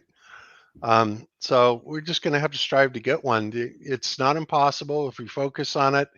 And there should be something affordable, obviously, that we shouldn't have to spend 20 grand on. 20 grand was, I can't believe Rick spent that kind of money on. Actually, it wasn't quite that much. It was like 16 grand or something, but still it was a whole lot of money that nobody could believe that he dumped out on his own for that, but he did.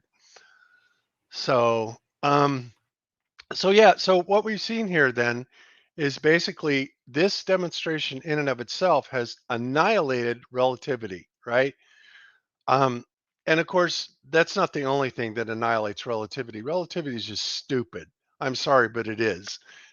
You can easily debunk every axiom of relativity because it just doesn't make any sense. All you have to do is look at it from the other point of view and everything changes. Yeah, right.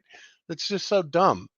So let's go ahead and kick over to this.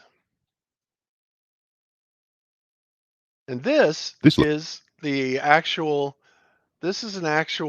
demonstration of how the inertial reference system using the ring laser gyroscope on an aircraft works. And you're going to see it's the same damn thing. So let's watch it real quick. Lesson is the second of 3 on the inertial reference system, or IRS. In the last one, we said that there were 3 main characteristics which define what we now call an IRS, which make it recognizably different from a first-generation standalone INS. These were greater system integration, the use of ring laser gyros, and much greater computer power. We'll now go on to consider the second of these, the ring laser gyro. The biggest single change of technology in IRS is the use of non-rotating gyros. INS used tuned rotor gyros, that is, spinning discs, which are the same type as all the other gyros you have studied until now. By contrast, IRS uses ring laser gyros, which have no moving parts. Over the last 40 years, it has become possible to miniaturize lasers down to a size small enough to use in aircraft. Look at the pattern of the laser light, which is shown in yellow here. This is a picture of an IRS inertial reference unit. It is mounted in the aircraft with this end facing the front. You can recognize that laser light pattern. 2 of the laser gyros are easy to see. Here is the gyro which measures pitch. This one measures yaw. But you can also see a little spot of light here. This is the third gyro, set at right angles to both the other 2. Right. So basically, we're looking at 3 separate gyros that are measured in X, Y, and Z axes, that are oriented in X, Y, and Z axes. Okay? Because there is no gimbaling on this, right? It is hard strapped to the aircraft. No gimbals, no nothing. It's hard strapped. There are 3 actual interferometers that are carrying this operation out. Okay, let's continue. This one measures roll. These ring laser gyros are not gimbaled.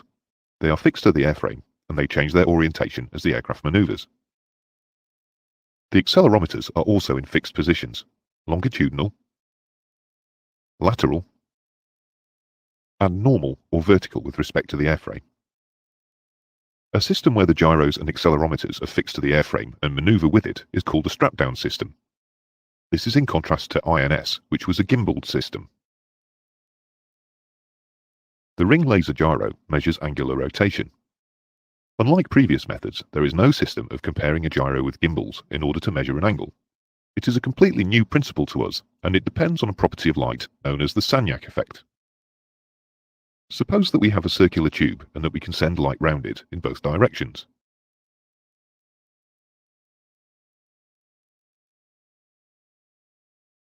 If the tube is stationary and we start both beams at the same time, they will arrive at the same time. However, if the tube rotates during the passage of the light beam travelling in the same direction as the endpoint in the tube takes longer to arrive, and the one travelling in the opposite direction takes a shorter time. We can measure this difference in light path and use it to detect rotation. In practice, it is difficult to make light travel on a circular path, but the same effect is achieved using straight light paths reflected by mirrors into a triangular pattern. Don't you have to like have a sensor that can detect it faster than the speed of light or something? No. Why would you? The physical distance around the mirrors never changes. But the thing that's shortening up the path is the rotational distance being added onto it. So there's going to be a slight time differential between the beam that goes off to the left and around the longer path and the one that goes to the right and the shorter path.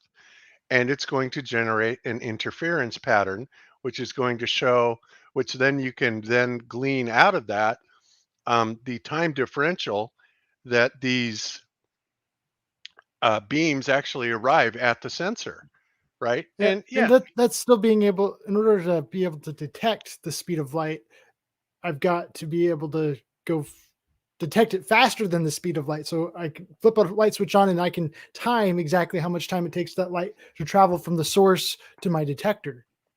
That's right. And because light does have a finite speed, that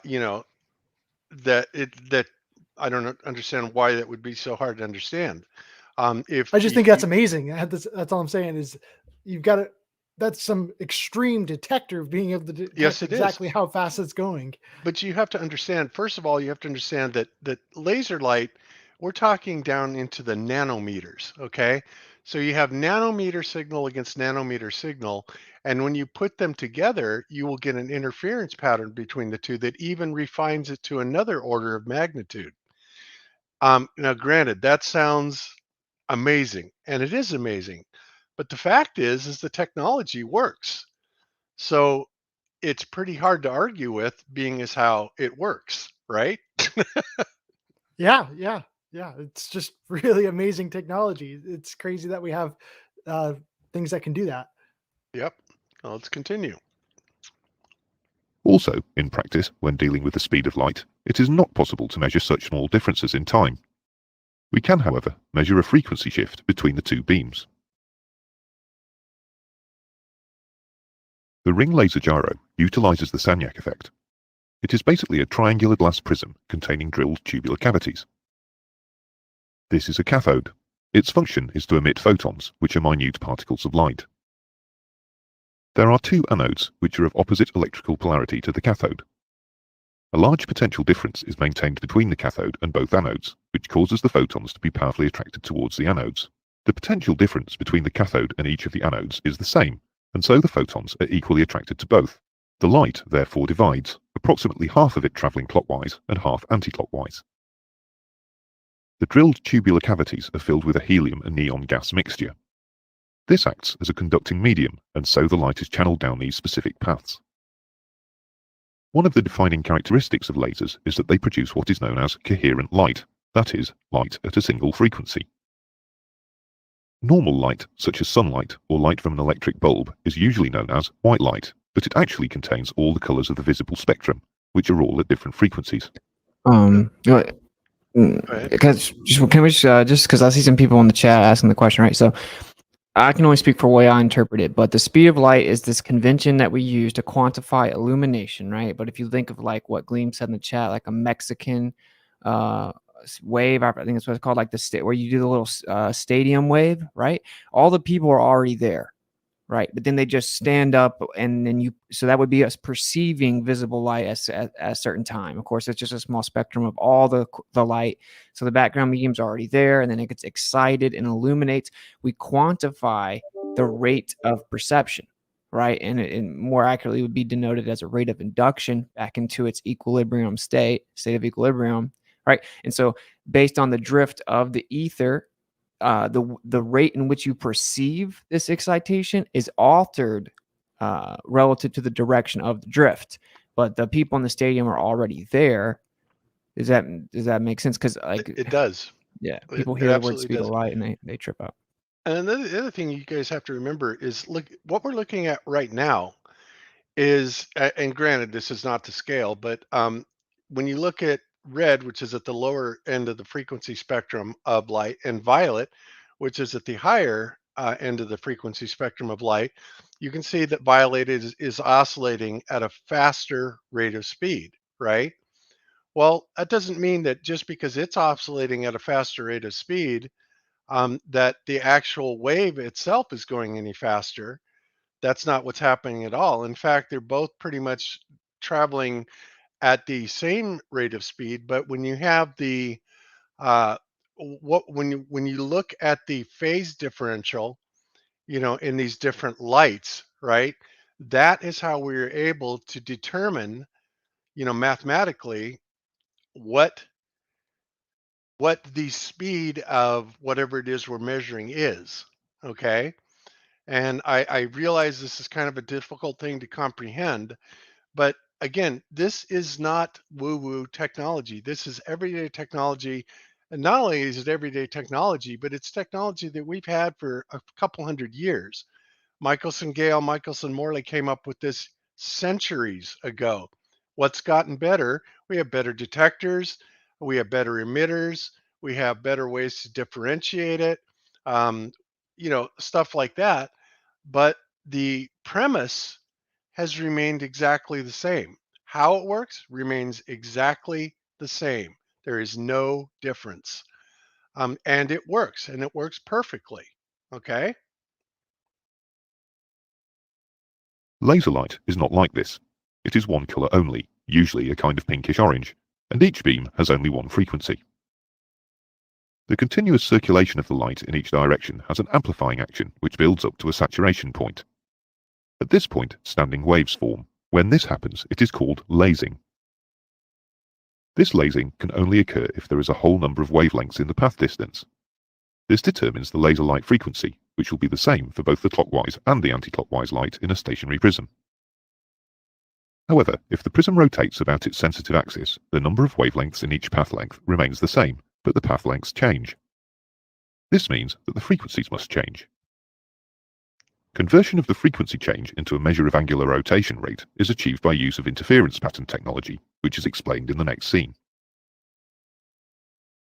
And like I said a minute ago, guys, you can do interference patterns on audio, on RF, on laser, on X-ray. I mean, as long as we can have a method of detection that allows us to do that, either by technology advancement or just very, very clever scientists that come up with a method to do that, they have done it. Your typical oscilloscope, what I would recommend for most people is oscilloscopes are an add-on that you can put on your PC these days, and I'm going to get one for mine. And we're going to actually look at wavelengths on the PC oscilloscope so you can kind of get a better idea of what's actually happening when you deal with light phase and power phase and electric phase, and how they are able to create interference patterns, and how they are able to tell us summed and differential frequencies. All of this stuff has been around forever, and the oscilloscope was without a doubt one of the best tools there is to allow you to understand how all of this works. So let's continue on for a minute.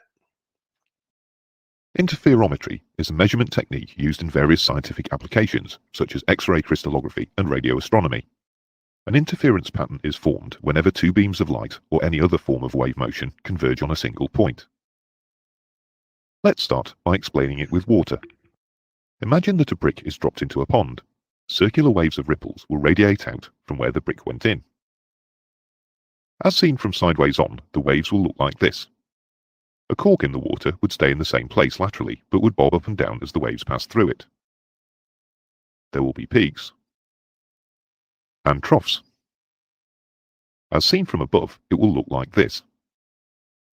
Now imagine that two bricks are dropped into the pond simultaneously. The wave pattern will look like this.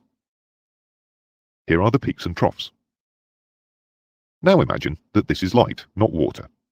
Where two peaks meet, there is a build-up of intensity, and in between, it is darker. Now let the light fall onto a screen. We get a pattern like this. With two light sources at the same frequency and phase, the pattern remains static. But if the frequencies alter, the pattern moves. The direction and rate of pattern movement are a measure of the aircraft's rotation direction and rate. The laser gyro contains a photoelectric detector. It can tell if the interference pattern is static, and, if it is moving, it can detect the direction and rate of rotation. And out of that, it extrapolates everything that we need to know about the motion of whatever we are measuring. And obviously, when you're dealing with divisions of something, such a high sample rate, like for example, sampling at 100 megahertz means you're sampling at 100 million times per second. Sampling at 1 gigahertz means you're sampling at 1 billion times per second. And then when you get into microwave, sampling at 1 terahertz is 1 trillionth. And obviously, as those sample rates go up, the wavelength, the frequency rises, the wavelength gets shorter. We have a higher resolution. And, who knows how far we're ultimately going to be able to take this. But the point is that we have been able to do this for a long time. It is certainly no parlor trick. And it has told us a lot about our world. And to simply write it off as a parlor trick, oh my God, I just can't handle that. Sorry. Let's continue. One problem associated with the ring laser gyro is called laser lock. Okay, we don't need to go into laser lock. Dithering can take care of laser lock. And laser lock has something to do with standing wave ratios, which, by the way, is something how we're going to be explaining how the ether basically causes manifestations of waves into solid, what we perceive as solid form. But that's coming down the road at a different time. So there you have it. That's basically what's going on with that. And we can hopefully put this to bed for a while. And does anybody else have any comments on it?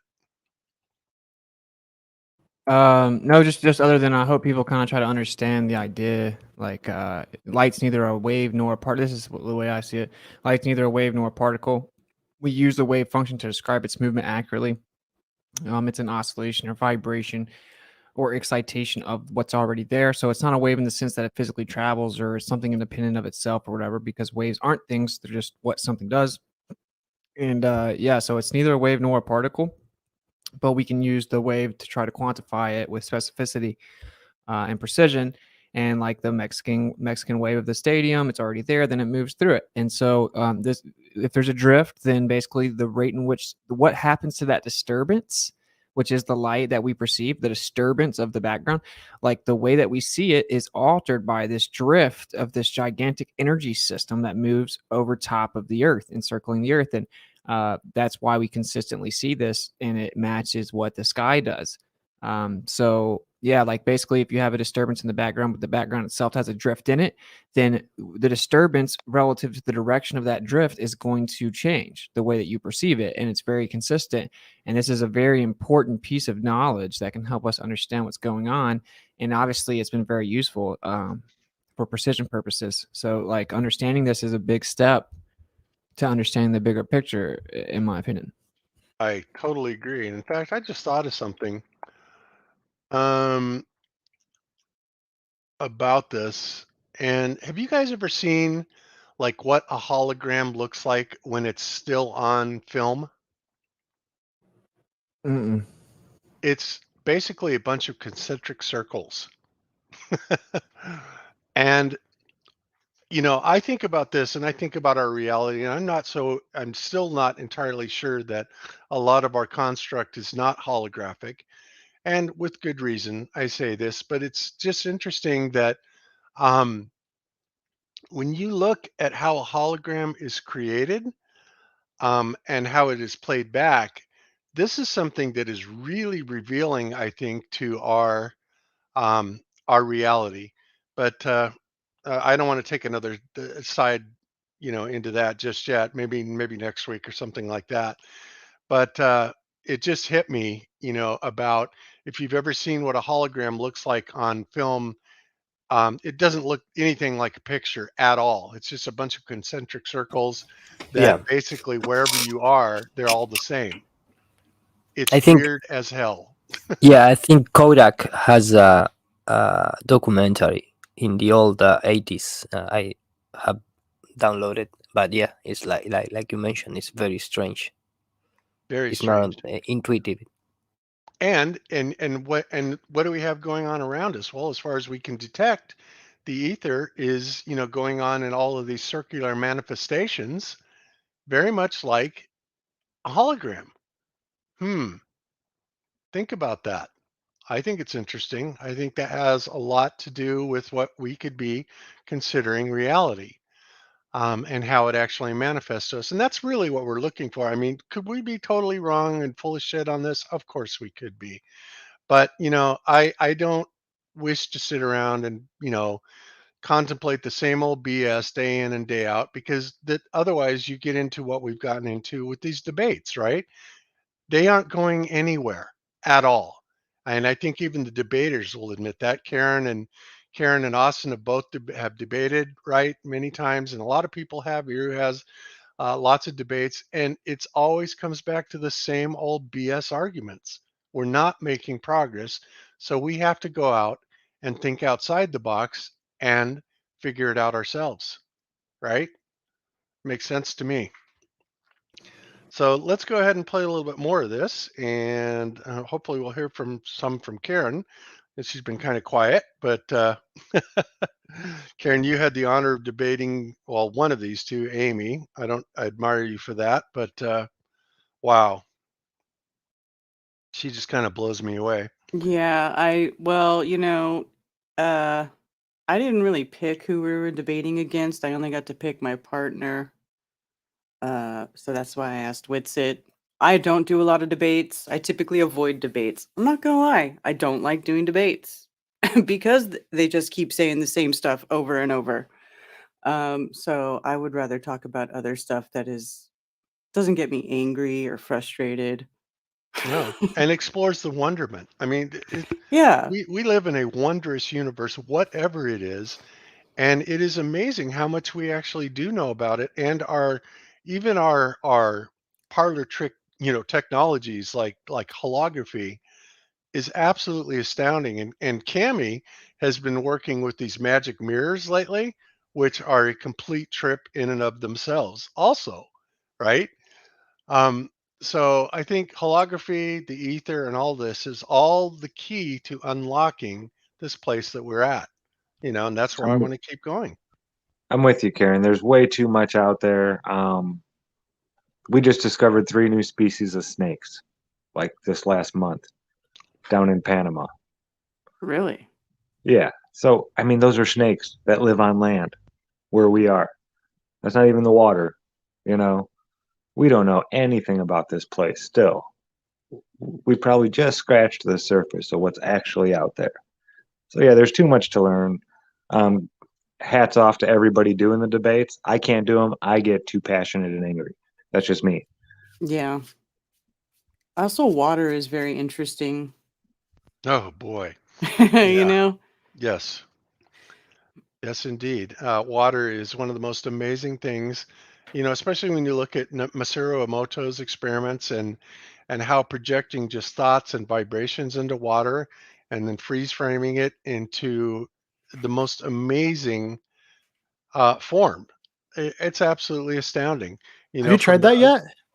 Oh yeah, well, I personally no, but a lot of people have done the rice experiment, which is kind of a variation of that, and a lot of people have done the rice experiment. And I think amazingly, Jeran was talking about that before, about how he tried that. yeah, he did. And it's weird because you cuss out the one jar of rice and project hatred towards it, and it gets all moldy and gross and disgusting.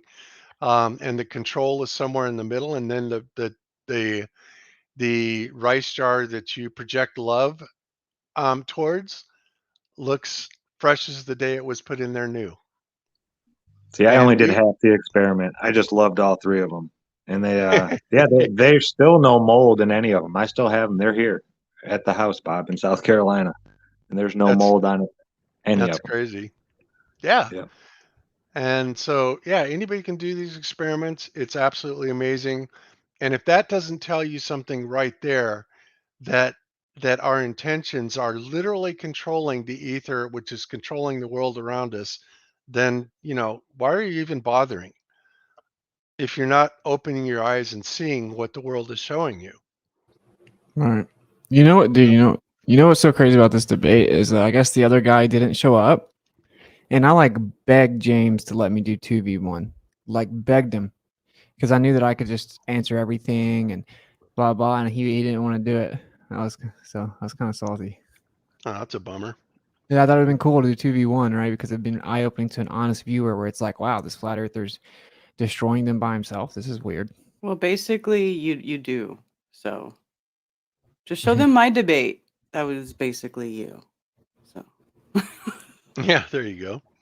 All right, so let's go ahead and watch a little bit more of this, and I want to hear a little bit more from the baller side. We know the flat earth position, obviously, but I just want to keep pointing out the redundancy and the same old fallacious arguments that the globe puts out, and ask what the hell is the point if this is all the further they're going to take it.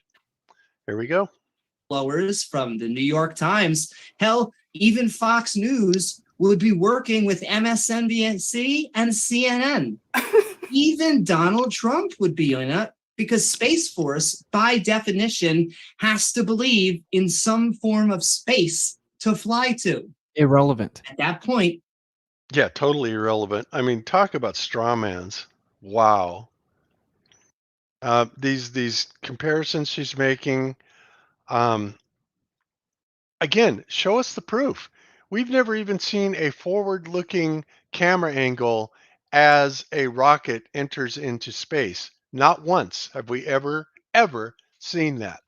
All we see is the little cartoon exhaust, and that's it. And then we go to the cartoon, docking or whatever it is, but they never, ever have a continuous feed from takeoff to orbit to docking to anything. It's just not there. And that is inexcusable. I'm sorry, but it is. It takes one camera to do it. It is every institution of power, big and small, that I can think of. Thus, part 2 of my thesis is who holds the burden of proof? Someone skeptical of the round earth or a believer of the flat earth will say, either way, we'll say that She's having a hard time thinking about her statement. argument there. She's having a hard time coming up with the bullshit. Oh yeah, well yeah, the flat earthers should prove it. Well, we do. What do we have? What have we brought to the table? We have brought to the table dozens, hundreds, thousands of observations and measurements using lasers and multiple other tools to show that there is absolutely no curvature whatsoever to the Earth. And anything that does resemble curvature is easily explained when you run an analysis on the conditions of the tests. We have used our instrumentation to prove that there is no motion to the Earth whatsoever. Now, you would think that if what I did with the lunar laser gyro was actually proof of the Earth rotating, instead of quoting me, a flat earther, that they would have quoted Michelson Gale about 100 years ago, right? But no, they don't. They won't even do that today, will they? Why is that? Why won't they quote that today?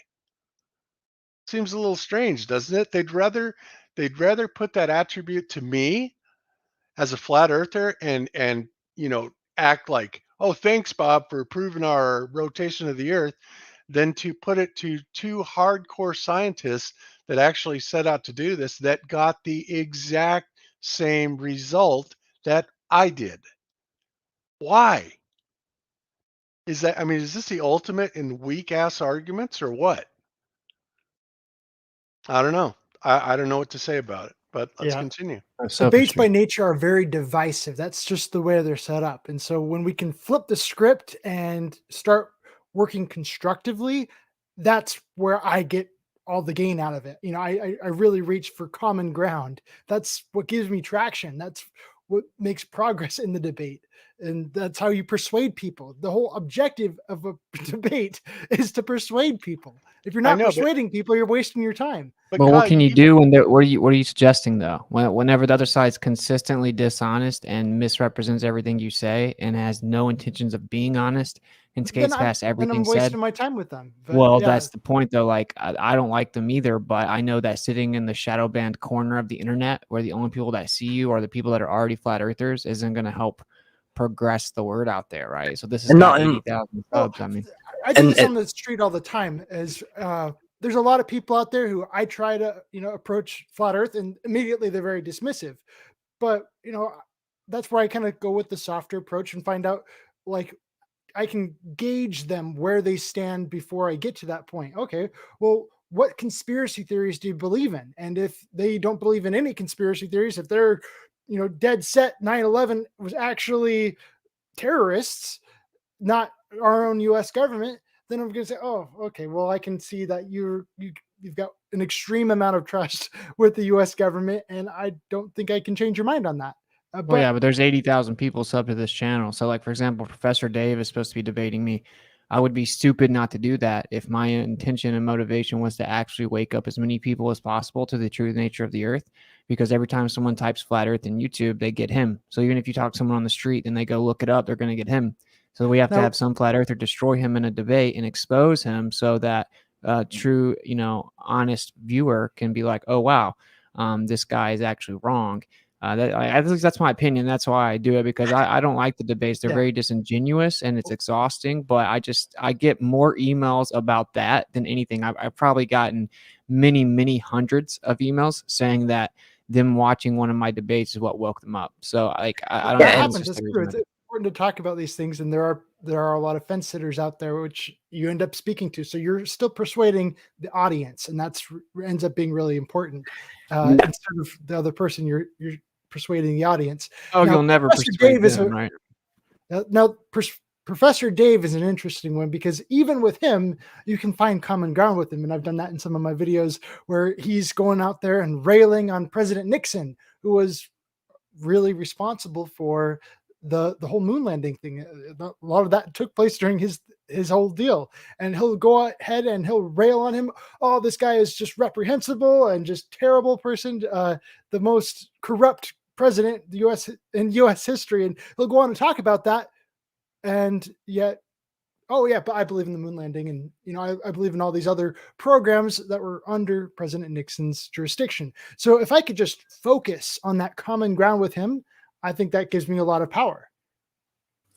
And remember that the most important thing into a debate is the public, the audience. For me, this is my opinion, because when you trying to debate with it doesn't matter if it's flat Earth versus globe Earth or something political, whatever. It's very hard that you're going to convince the other person. But the debate is for those who are trying to understand both positions. So every time that I went to a debate, I'm trying to make my best for the audience, not for the guy who is against me. Yeah, exactly. Yep, very good. Well, and that's just it. So what would be the best way to proceed then? Because I mean, let's face it, Professor Dave gained his original bout of fame by going after the Gold Busters, right? Um, I saw that initial, which by the way, I think he took down, which I haven't been able to find it. So if it's there, somebody send it to me. But I think he took that original video down, and we went through and basically kind of eviscerated it. And then, of course, he responded and got 10 plus million views on it, whatever.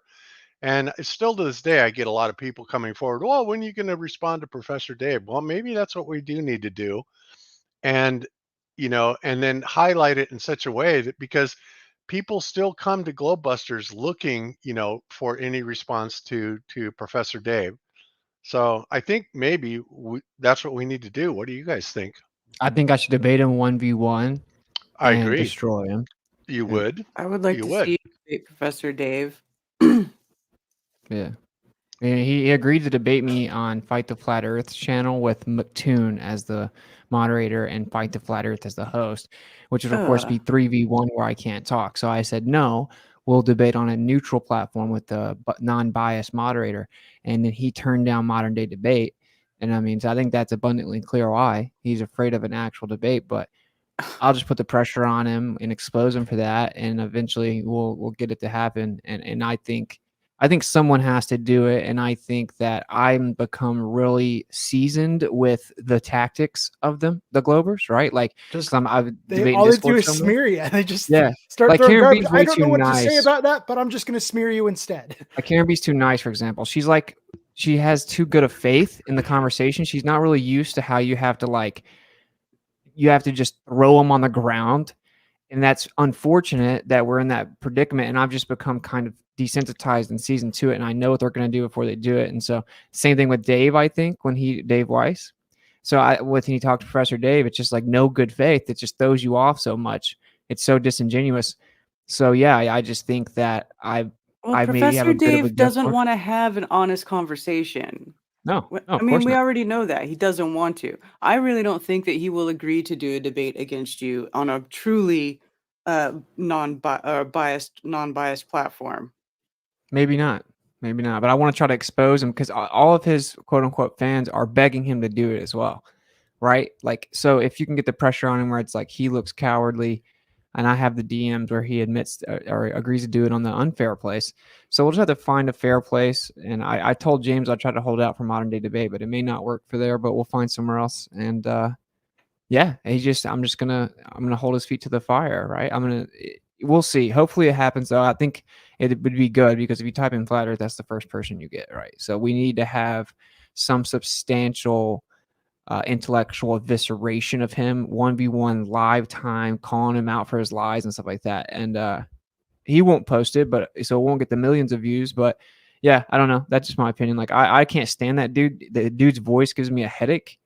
Like he's so, the most punchable dude ever. Smug and condescending. Like I just want to punch his face. Yeah, straight up, most punchable face ever. But I would again take that bullet for the team, kind of like how I do with these debates. I mean, I think they're exhausting. Well, we just need to start exerting pressure. For that. We need to start exerting pressure in the form of maybe next week's Globebuster, we go back and we, as much as I hate to do it, take his video to us, the 10 million, the big one, right? and respond to it, and then get it out all over the flat Earth community. And during that, basically say, you know, prove us wrong, Dave. Prove us wrong. Why are you and make it very clear that we're calling him out in his cowardice, and that he won't debate Austin on a fair platform. And otherwise, we're going to just sit there and hit him every single one of his points because they are easily debunkable, every one of them. And you just keep the pressure on him. I Yeah, think maybe that's that'll probably work. what we I need think to we do. should. I think we should that's do why that. Glowbusters and Jeranism. Like I think Jeran and I were gonna do a show where like I'm Doctor Witsit, right? Because you can call yourself whatever you want, right? So and that makes it real. And then just try to hit him from all angles, and maybe that'll work. He was deleting everyone's comments, so I did a little video, and everyone was going to comment and like, why are you afraid to debate Witsit on a fair platform? He was just deleting all the comments. So we've got to kind of find a way to get his own side exposed to the fact that he's scared. So he'll kind of have to step up to the plate. I guess that's my idea. I hate to treat this guy like he's this important because he's not without the censorship paradigm of him being propped up. But yeah, I think he's a major player that needs to get knocked down. Should Jeran go all out and be Pope Jeran the First? Yeah, yeah. Yeah, exactly. Doctor, yeah, he'll be Pope Jeran the First. Yeah, so that's what we do then. Okay, so next week we just lay a whip ass on that video and intimidate him as much as possible. Point out all and show his response to you. Oh, I don't want to do a debate with modern day debate. It has to be on these known baller troll channels that are going to cut you off all the time, right? Yep. And it's unfortunate because we can't even have it on flat Earth debates because they do exactly the same thing. So I certainly understand their point. Nobody gets any word in edgewise except for Nathan on his show, and so what good is that? It's no good at all. Yeah, So we that's the need. only thing I can't let happen, right? Is where I won't be able to say my argument. Outside of that, I'm super flexible, but you can never win a debate if you can't actually say your point, obviously. And that's like the most disingenuous, dishonest way to debate. And so I can't agree to that. I think it would be more detrimental for Flat Earth than anything if I go and I'm able to successfully be strawmanned and interrupted. That's so right. I think That's why you, me, Kyle, Zach, Jeran, all of us, we get in there and he makes an assertion in his 10 million hit video. I'll take a shot at it. You take a shot at it. Next person takes a shot at it. We make it concise, and direct and obvious, right? As obvious as possible. And then focus on how he does not want to address it. Make him Let's do look it. like the bad guy. I agree. Even to his own Yeah. little fanboys, if they actually exist. Yep. All right. So I think it's probably well past time to do this. And what's funny is people say that nobody's ever addressed this. Don't Spare the Truth did, God, something like 10, 15 hours of response to Professor Dave, right? And he killed him. He annihilated him. One man show, he annihilated him. If you guys have not seen that, it's actually on a playlist on Globebusters on the response to Professor Dave. I put it up there in hopes that his fanboys would, but they want to see us directly interact. Well, so we're going to do our best to do that. But and if we keep saying bring it on, and he doesn't do it, then people are going to start looking at him like he's the coward. Exactly. It's the only way to get him to do it. Yep. So, all right. Well, then that's the plan. That's what we're going to do next week. And let's just rip him a new one. Because we certainly can do it. We have all the material. And let's face it, guys, Dave was wrong in everything he said. Everything. It was embarrassing how wrong he was. Oh, yeah. And his smug ass attitude, and oh my God. So, all right, cool. Well, I don't even know where we are on this, man. We really kind of got way away from the plot of this thing today. We have a little bit more time. I suppose we can cover it a little bit more. Or is there's something that you guys wanted to cover? We can kind of abandon this and go into something else. Austin, you had mentioned one other thing you wanted to bring up, I think. Great Circle route or something like that? Or do you want to do Yeah, that? Or but I would just be kind of talking about it. I don't know. I mean, I can pull up a graphic just to explain it, but yeah, I think it's a death blow to the globe. okay, well let's take a look at that, and you know, and then we'll just basically take the week and get prepared for next week, and you know, take Professor Dave out because I mean, we all know that we've got the arguments and they have nothing. And all we have to do is anticipate the kind of bullshit he's going to say and have a response ready for it before he even hits it. And that's going to make him even more afraid. Right? So, Yeah, for sure. all right. So let's go ahead. I'll just go ahead and stop this then and go ahead and bring up your point about the Great Circle route. You want to do a screen share? Yeah, I'll just need to find at least a graphic real fast. It won't take too long, but I can go ahead and start explaining it. Yeah. This will work Okay. right here. Okay. So let me pull this up. And then just share your screen whenever you're ready, and I'll go ahead and bring it up. All right. Share.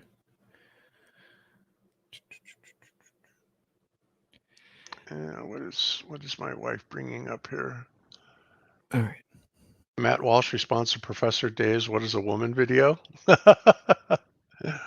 Okie dokie.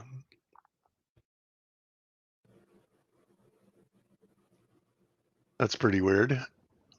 Don't know where that came from. Must have been something going on in the chat beforehand. Very nice. I wonder where Dave stands on that. You know where he stands, wherever the mainstream currently stands. So yeah, you think Professor Dave is going to know what a woman is? He thinks that men can get pregnant. Okay. Seriously? Well, he said basically you are whatever you claim you are, right? So. Oh, so he's following the God. The mainstream narrative of everything, bro. That's get 17, pathetic. Get modified, genetically modified 17 How times. unscientific. Yeah, exactly. But yeah, that's relativity for you, you know, at the max. Can you see my screen? Not yet. Oh, wait, there it is. I see it. Alrighty then. All right, cool. So this guy's a flat earth legend on Quora, Michael Brenner. Someone's pointed him out to me. You can go check him out.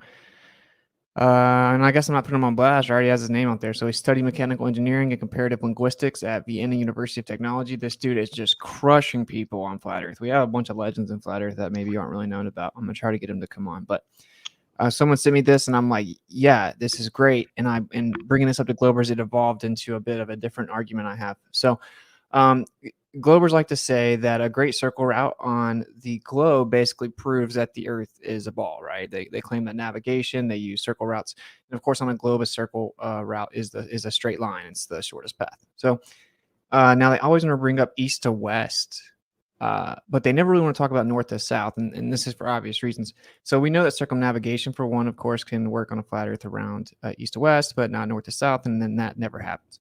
But this is just a great circle route in general. So if you basically, like this says, right, if you were to cut a plane circle through the globe, that's where you get the circle route. And like so right here, this would be a meridian flight, north to south. Now this, of course, if you fly north to south, you're going to have the Earth spin underneath you. Okay. And this is, I even brought this up in the debate a little bit. So you would have to adjust for this. So they claim, of course, we know that they claim Coriolis. And so like when you shoot a bullet allegedly north to south, then the Earth drifts underneath it, right? And so you have an inertial and accelerative frame of reference. You have two different frames of reference to have that difference. So the question is, well, then why doesn't it affect the plane? Why doesn't the plane have to account for it? Last night he said that it does. So anyway, when you come down here, this kind of explains the Coriolis, right? The idea of it, and you have to have an inertial and accelerative frame to observe the effect of Coriolis, which is a real effect, we know, just not Earth-based Coriolis. So here he gives a specific example from Frankfurt to Abuja, right? So if you were going 576 kilometers an hour during a 5.5-hour flight, then the Earth would move 3,171.8 kilometers to the east, and you would have to adjust for that. Now, again, they claim that basically that what a lot of the globe earthers will tell you is that the atmosphere, like he says here, is part of the earth and moves in lockstep with it, and thus carries the plane with it like a river, right? That where it doesn't have to account for it because the earth atmosphere carries it with it, which is contradictory to the idea of Coriolis. Again, you have to have an inertial and accelerative frame. And so Well, it's simply also contradicted to the idea that we have winds going in all different directions and all different altitudes. It makes yeah, no exactly. sense Exactly. at all. And like, yeah, that last night that dude was saying that the wind is the Coriolis. I'm like, no, the wind goes in all directions. So, and so this is now a lot of flat earthers have probably heard this, right? Like he says right here, let's see here. It's claimed that the Coriolis is which is responsible for the fact that the plane hits a bourgeois without need to do anything about it, contrary to what the animation shows is actually the case. And so it's fundamental physics of motion, not so much motion, but energy expenditure for the goal of overcoming conservation of angular momentum. So simply put, if you're flying over this globe right here, let's get up here. Yeah, so the Earth's spinning underneath you. So you would have to adjust the plane this way. You'd have to use the rudder to bank over while simultaneously accelerating forward to catch up to the spin of the Earth. Now, planes don't do this. They have a constant speed. They maintain a constant speed relative to the static pressure around the plane. So they don't actually do this, and that's autopilot doesn't do it. And if they want to claim that it does, which that's what the guy claimed last night, he was just very ignorant of the subject, though. Then you would have to explain why people that fly manually, then they don't know how to do this. They don't do this. That's not what happens. You adjust for wind. You don't adjust for the Earth spinning underneath you. Again, you have to bank and accelerate forward. So you'd be adjusting for wind and factoring in the Earth spinning underneath you on top of it. It's not some magical equation where it all just works out, and that's basically what they claim. So this is where I ended up going with it. Now, this explains it pretty well. This right here alone debunks the globe. You can't claim the contradictory positions that there's an inertial and accelerative frame to give you Coriolis, and then simultaneously that the Earth drags the atmosphere with it perfectly. Now, you get all kinds of answers when you bring this up, but none of them are satisfactory. I think this is very, very damning. Okay, so again, they're trying to claim that the atmosphere moves in lockstep with the Earth effectively. Now, like if you have a blender, the outside of the blender is going to lag behind the central part of the blender, right? Everything in the blender, further out you get from the central point, is going to come further and further behind the central mechanism that's rotating. It's the hinge and doorknob effect, right? Sure, yes. And just simple fluid. It's simple fluid dynamics, right? It's well known that this is how anything that's fluid will behave. So what this means is the higher you go up above the Earth, the atmosphere is going to have to be going faster and faster and faster. Really simple concept. If you travel a greater distance in the same amount of time, then you have to go faster, right? And so as you get higher, the circle around the Earth gets bigger and bigger.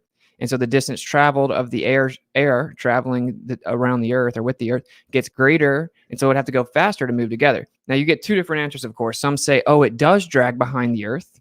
And some say, no, it moves in lockstep with the Earth. They can't get their story straight. This is why Neil deGrasse Tyson and people like this can't address stuff like this too publicly, although he does say that the Bengals literally lost a game because of a field goal kick and the Earth was spinning underneath it. Exactly. So, yeah. What is the mechanism? And they never, ever, ever specify the mechanism at which this ever-increasing altitude of air increases its speed. They never describe that mechanism. Exactly, dude. So I found this out. Lockstep with the Earth, but it's leaking at the same time with geocorona. Yeah, the only thing it could possibly be in any remote explanation would be friction with the ground. But if it's running at friction with the ground, that means that it would be rotating that air at 90 degrees from the direction that it would need to be going, which ultimately would cause a huge amount of turbulence in the atmosphere, which isn't happening, which means it's all bullshit. Exactly. And so the law of conservation of energy and momentum is going to dictate that, like he said, there has to be a mechanism that's going to introduce energy proportionate to the increase in altitude to give you a proportionate increase in speed, right? And now, like he said, they never offer a mechanism for this, and the friction doesn't work, right? The idea that there's this gigantic gravity well based on the mass of the Earth displacing the fabric of space and time. There's a giant gravity well around it, right? And that's your only cause of friction. Well, this isn't going to be able to give you the increase in energy. You need a separate mechanism. Like without an additional introduction of energy, it violates the law of conservation of energy and momentum. And to illustrate the concept and principle to people, I just bring up the laser, right? Like when they shoot the laser through glass and it allegedly slows down by 30% and then speeds back up when it goes outside of it, that would violate the conservation of energy and momentum, because it would have to have additional energy introduced to speed back up. It can't just magically go faster without more energy being introduced. Now, what they claim is that the laser like takes all these detour routes and it travels a greater distance at the same speed, and that's why it looks like it slows down. Of course, that doesn't work because the laser actually exits the same place that it enters. But just to elucidate the point, the laser couldn't speed back up. So you have to have energy introduced to it for it to go back to the original speed. Same thing with the Earth. Now, they need a mechanism that introduces energy to the Earth, and it does so in such a way where that energy is proportionate, like it proportionally increases from the surface up. Like it can't just be some random piece of energy. So I've heard them freak out and try to name stuff and it never works, like solar winds and stuff. So if the atmosphere is dragging behind it, then again, the Earth would have to account for it, right? And it can't be moving with it in lockstep because there is no mechanism, and that violates the law of conservation of energy. And then where it gets even worse, because they don't have an answer. They do not have an answer for the mechanism. They never have introduced one. No one knows the answer. They just say things, right? So then it gets even worse. They claim that at the top in the thermosphere and above, that the atmosphere is moving faster, up to 30% faster than the Earth. Okay, so now we need a mechanism of energy being introduced from the surface all the way up, meaning 1 inch off the ground is moving slower than 1 foot off the ground, right? All the way from the surface up, you need energy introduced. And then when you get to this top part of the atmosphere, you would need an additional mechanism introducing even more energy to get the atmosphere to go 30% faster than the Earth. And now the highest levels of academia admit they have no answer for this. They don't know what it is. They make up stories about Venus and try to claim they think it has something to do with solar winds, but solar winds go in all directions and are not consistent. So that doesn't answer the question. And so this is called superrotation, right? So superrotation alone debunks their claim of the atmosphere moving with a ball Earth, whether lagged behind it or not, because you can't invoke an increase in energy or speed without a mechanism that's introducing the energy, right? And so that violates the law of conservation of energy. If you're in violation of the law of conservation of energy, you are immediately dismissed. It is immediately falsified. You cannot go in the face of that, right? I mean, and everyone that knows anything about physics knows that you can't go into the face of this. And so basically the summary of the argument, I've had no one able to answer, you name the credentials, 10v1, no one can come with an answer, is, in summary, the whole argument is, if you claim Coriolis, you need an inertial accelerative frame to get that difference. You can't then turn around and make a contradictory claim that the atmosphere moves in lockstep with the Earth, and we know that in reality, it would drag behind it proportionate to increase in altitude. So then the higher something goes up, the more it would have to correct for Coriolis. Now, this never happens in reality. Planes do not do this. They just adjust for wind and static pressure relative to the plane. They maintain a constant speed. They do not bank relative to Coriolis and then accelerate forward to compensate for it. In addition, you would need an energy source introduced, a mechanism that introduces energy from the surface all the way up. And it would have to be an energy source that's proportionately introduced from the surface up, that violates the conservation of energy. And then when you get to the very top of the atmosphere, they claim it goes even faster. You would need a second mechanism that introduces even more energy just at the top of the atmosphere that would allow it to go up to 30% faster. So regardless of if you let them skate by with the first 3 points, the superrotation debunks them as well. And so I think that this is beyond a death blow. You'll never hear them bring up anything but east to west, great circle routes, right? And of course, you can have a circle on a flat Earth, right? But you can't fly on the meridian, the north to south on a globe. It just literally the fact that we don't account for the Earth moving, and that we just fly assuming a stationary Earth completely debunks the idea that the Earth is spinning underneath the plane or with the plane either way. So yeah, that's pretty much the whole idea. He goes on to explain like a solenoid magnet would give you this like this motion on each side. He then has a demonstration. It's pretty cool. Then he has the Bob Wins picture. This is actually from the original website, I think. So this guy's crushing. He's pretty cool. The null Was it- skull? Yeah, I guess so. I don't know what it's called. Yeah, well, yeah, earth.nullskull.net was the original, and of course they Yeah. removed the AE Yep, projection. that's right. Yeah, there it is, null skull. And he's like, they took this off, but they'll give you something like this that's literally without any value. That's like totally condemning. Looks like a so that's pretty butterfly. good. The Winkle Tripleman or whatever it is. Well, we know that the military assumes a flat, non-rotating Earth for all calculations when it comes to their firing tables and their flights, so that pretty much confirms it. Yeah, I mean, it is absolutely mind-boggling the amount of evidence that flat Earth has, and that all of it is just ignored. Oh well, I don't even know what they make up for excuses these days, you know. But I mean, we have all those hundreds of documents that talk about all tests being done on a flat, non-rotating Earth, and they act like it's no big deal. It's like, Even for no, dude. satellites, it'll say that. Yeah, it's like it's a huge deal Yeah. whether or not it's done on a flat or non-rotating Earth. If in fact we are on a globe Earth, it is a huge deal. Yeah, and then here, this is the last part. So torque is defined as change in angular momentum, and the amount of energy needed to do that is the integral of torque applied over time. So there's an energy expenditure necessary to increase the momentum of the plane from that of Frankfurt to Abuja, but never the airplane captains asked to account for the extra energy which would have to come in gallons of fuel. Another consequence of spin, which I think this is beautiful, would be that your plane would get lighter when you start east as compared to starting west, as well as being latitude dependent because gravitational acceleration is not related to rotation. Axial acceleration, on the other hand, is. So your angular displacement is not primarily related to the rotating Earth, but to the dynamic origin, the center of rotation. Starting east increases angular velocity of a plane, and with it, axial acceleration starting west decreases angular velocity, and with it, axial acceleration. And when you subtract these accelerations from gravitational acceleration, according to the diagram above, the difference is a smaller value for the net value of gravity towards east than it is towards west, and thus you are lighter in one direction than the other. And so this would all have to be accounted for in the way that planes are flown, and none of them are. So it's not as simple as saying, oh, well, the Earth is magic and it's spinning and curving, but we fly it like it's flat and stationary. No. You can't do that. If you fly it like it's flat and stationary, that debunks that it's a ball that spins, even when you invoke gravity. Even gravity in its current paradigm, unless you just want to make up some new one where it's never consistent and it's dynamically making all kinds of things happen randomly. The point is that even with gravity, you can't explain like these 5 fundamental problems outlined in this. And I've asked everyone you can imagine, physicists, astrophysicists, PhDs, you name it, and no one can debate it. Yeah, there's no answer. It simply doesn't fit their paradigm, and yet throughout this whole thing, and what was Amy saying last night?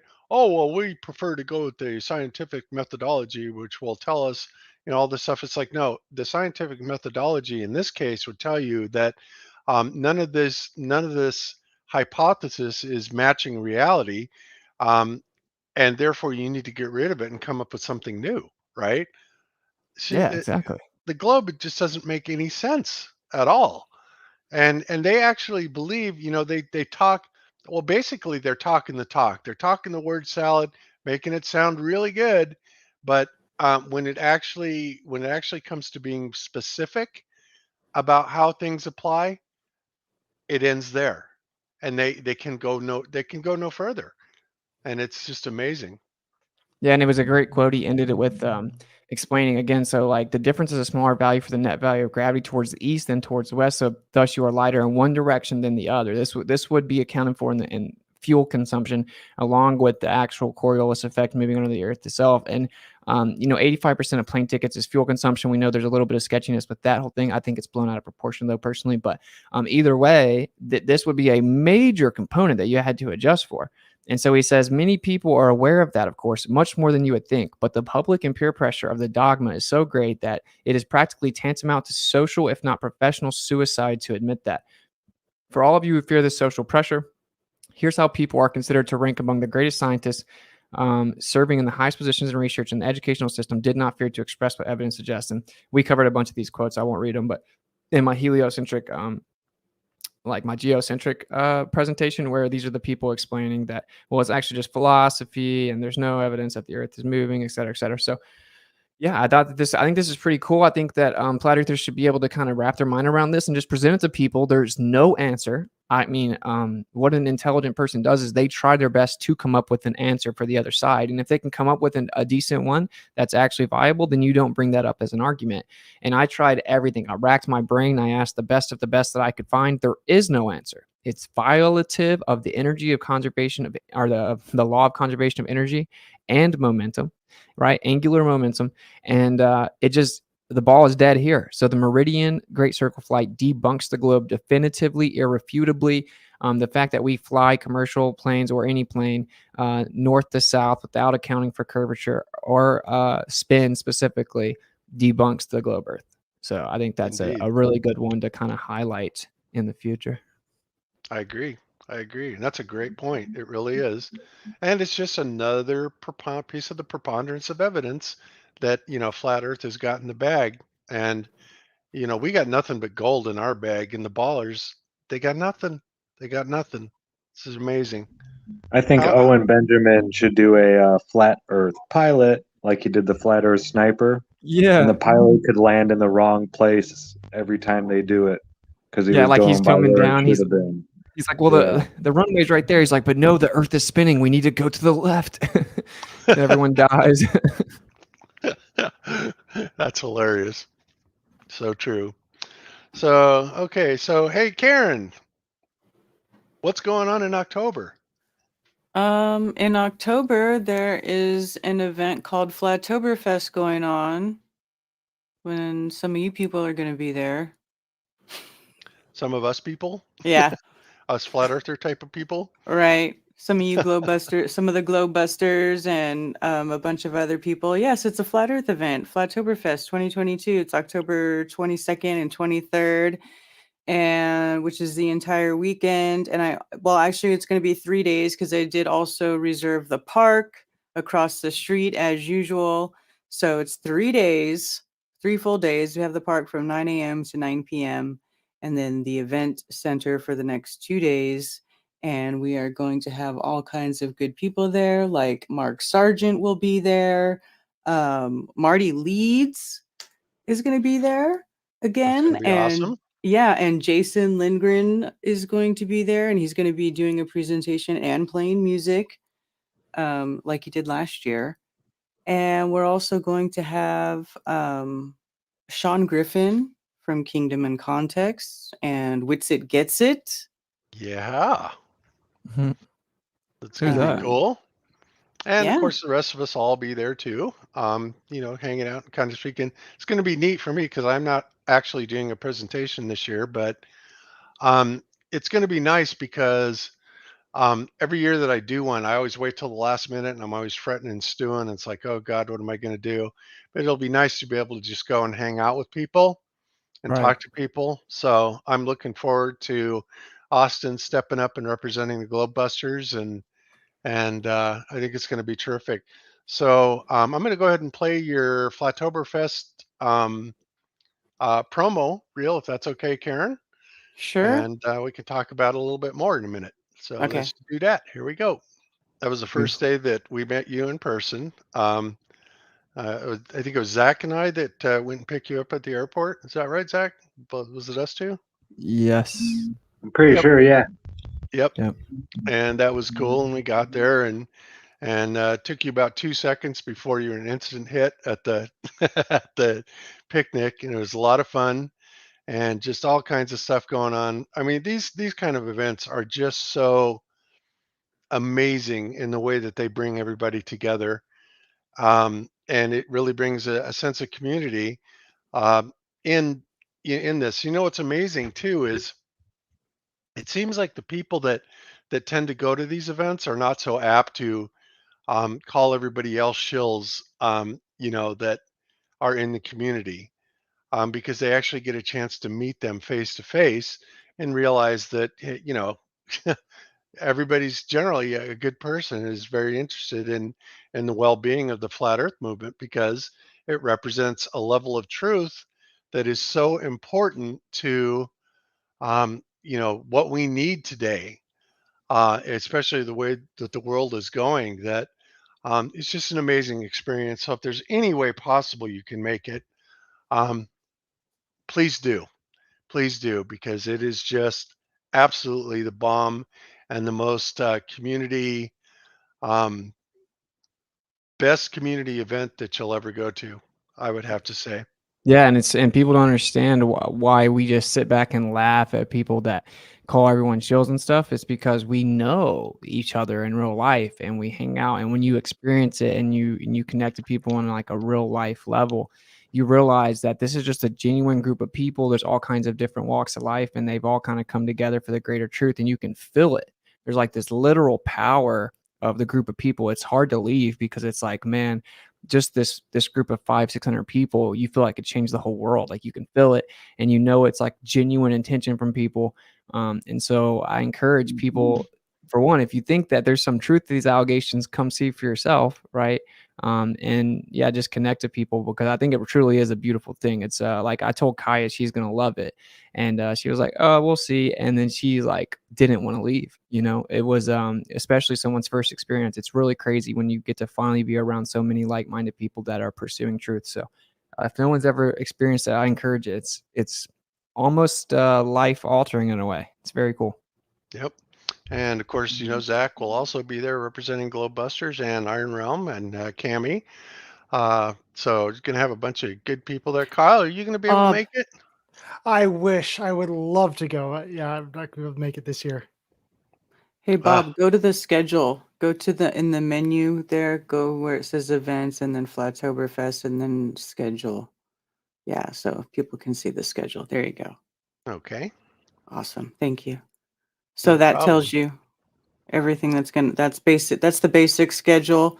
Now, we always have other stuff going on, like we have raffles between speakers and things that we give away, and there's lots of vendors there, and there's, time in between to talk to people. So, not everything that's going on is listed there. You're just going to have to be there to see what happens. Also, don't forget Mark Sargent is also raffling off his 32nd degree Mason hat at the event, and you have to be there if you want to win it. You have to be there to receive it, because he's not going to ship it. So awesome. I for some reason want that thing. I don't know why, but everybody we'll see how the does. auction goes. Everybody does. We're all going to be buying Mark Sargent's raffle tickets, and we're going to be making him rich. Yeah, no doubt, right? Oh well, may the best man win. Who knows, or woman, whatever. But yeah, it looks like it's going to be full of events, and you never know, of course, what Dave Weiss is going to be pulling when he gets into town. He always gets here several days early and stays several days late. And, there's just so many things that everybody goes out and does together. I mean, it goes far beyond the conference itself. Yeah. People go out and do activism. Exactly. There's And going to be a couple groups doing activism. Actually, one guy named Peter Yarvio that me and Mark had on Strange World one day. He does that. He goes around to different campuses and he gets a permit and he does activism at campuses, but he doesn't ever broadcast or record what he does, but he's gone to hundreds of campuses. So what he's doing is he got a permit already to go do activism at the local campus over there by the event. So he's kind of made it an open invite. Anybody can go with him who wants to do some activism with him. And also the South Carolina crew, we call them the Kakalaki crew. I'm sure you heard us all talk about it. It's all the locals that live here. They are also going to be doing activism in Greenville at the river, that one place by the river that's in town. I can't remember the name of it, but there's a place that's really pretty over there where they always go do activism. So that'll definitely be There's a going on. waterfall and a big, Yeah. the bridge that goes over it. And it's real pretty. Yep. And typically the weather is gorgeous that time of year here. And I think it's just going to be really, if we get stay away from the rain, which hopefully we will, The temperature is just delightful, and I think it's going to be so much fun. I can hardly wait. Don't know about you guys, but Yeah. We this always have really good weather during Flatoberfest, I have to say. We've been pretty fortunate. It's always been pretty great still at that time. So, Yep, indeed, indeed. All right, cool. So I think that's probably an airhead to take off. Um, you know what? I want to show you guys something before we close down. And a lot of people, believe it or not, didn't really understand the inverse square of light demonstration in the Dallas 2019 presentation, the one that I did in Dallas. I went into the background and the mathematics and the measurements and all the details of what it actually meant. Of course, if any of you have seen Jeranism or Taboo Conspiracy, they also went into detail on this. But the thing about the inverse square law, especially when you apply it to the moon, and of course the moon is great because we know that there's no way in hell the moon is 249,000 miles away or whatever, 237,000 miles, whatever it is, quarter of a million miles. Um, so what that does is for the ballers, that presents a huge problem. But they had to do that in order to be able to have the sun at 93 million miles away so that they could explain the rest of their heliocentric model and then explain also why the sun and the moon were the same size. Well, unfortunately for them, um, about 5 years ago, I picked up on the inverse square law. I first brought it to everybody's attention in using it to debunk the RF, the radio frequencies, and the radio transmissions that were used supposedly to carry signals to and from the Apollo mission back to Apollo 11 through 17, and the impossibility of it because of path loss, because of the inverse square law, et cetera, et cetera, et cetera. Since then, obviously, we took it to apply it to visible light. And I think a lot of people still don't really understand how incredible this is when you're speaking in terms of visible light because of how bright the moon would actually have to be to have a zero point 0.1 lux worth of light, which is about what the moon gives off, 0.1 worth of lux on a full moon, maybe between 0.1 and 1 lux, very dim, but you can read by it.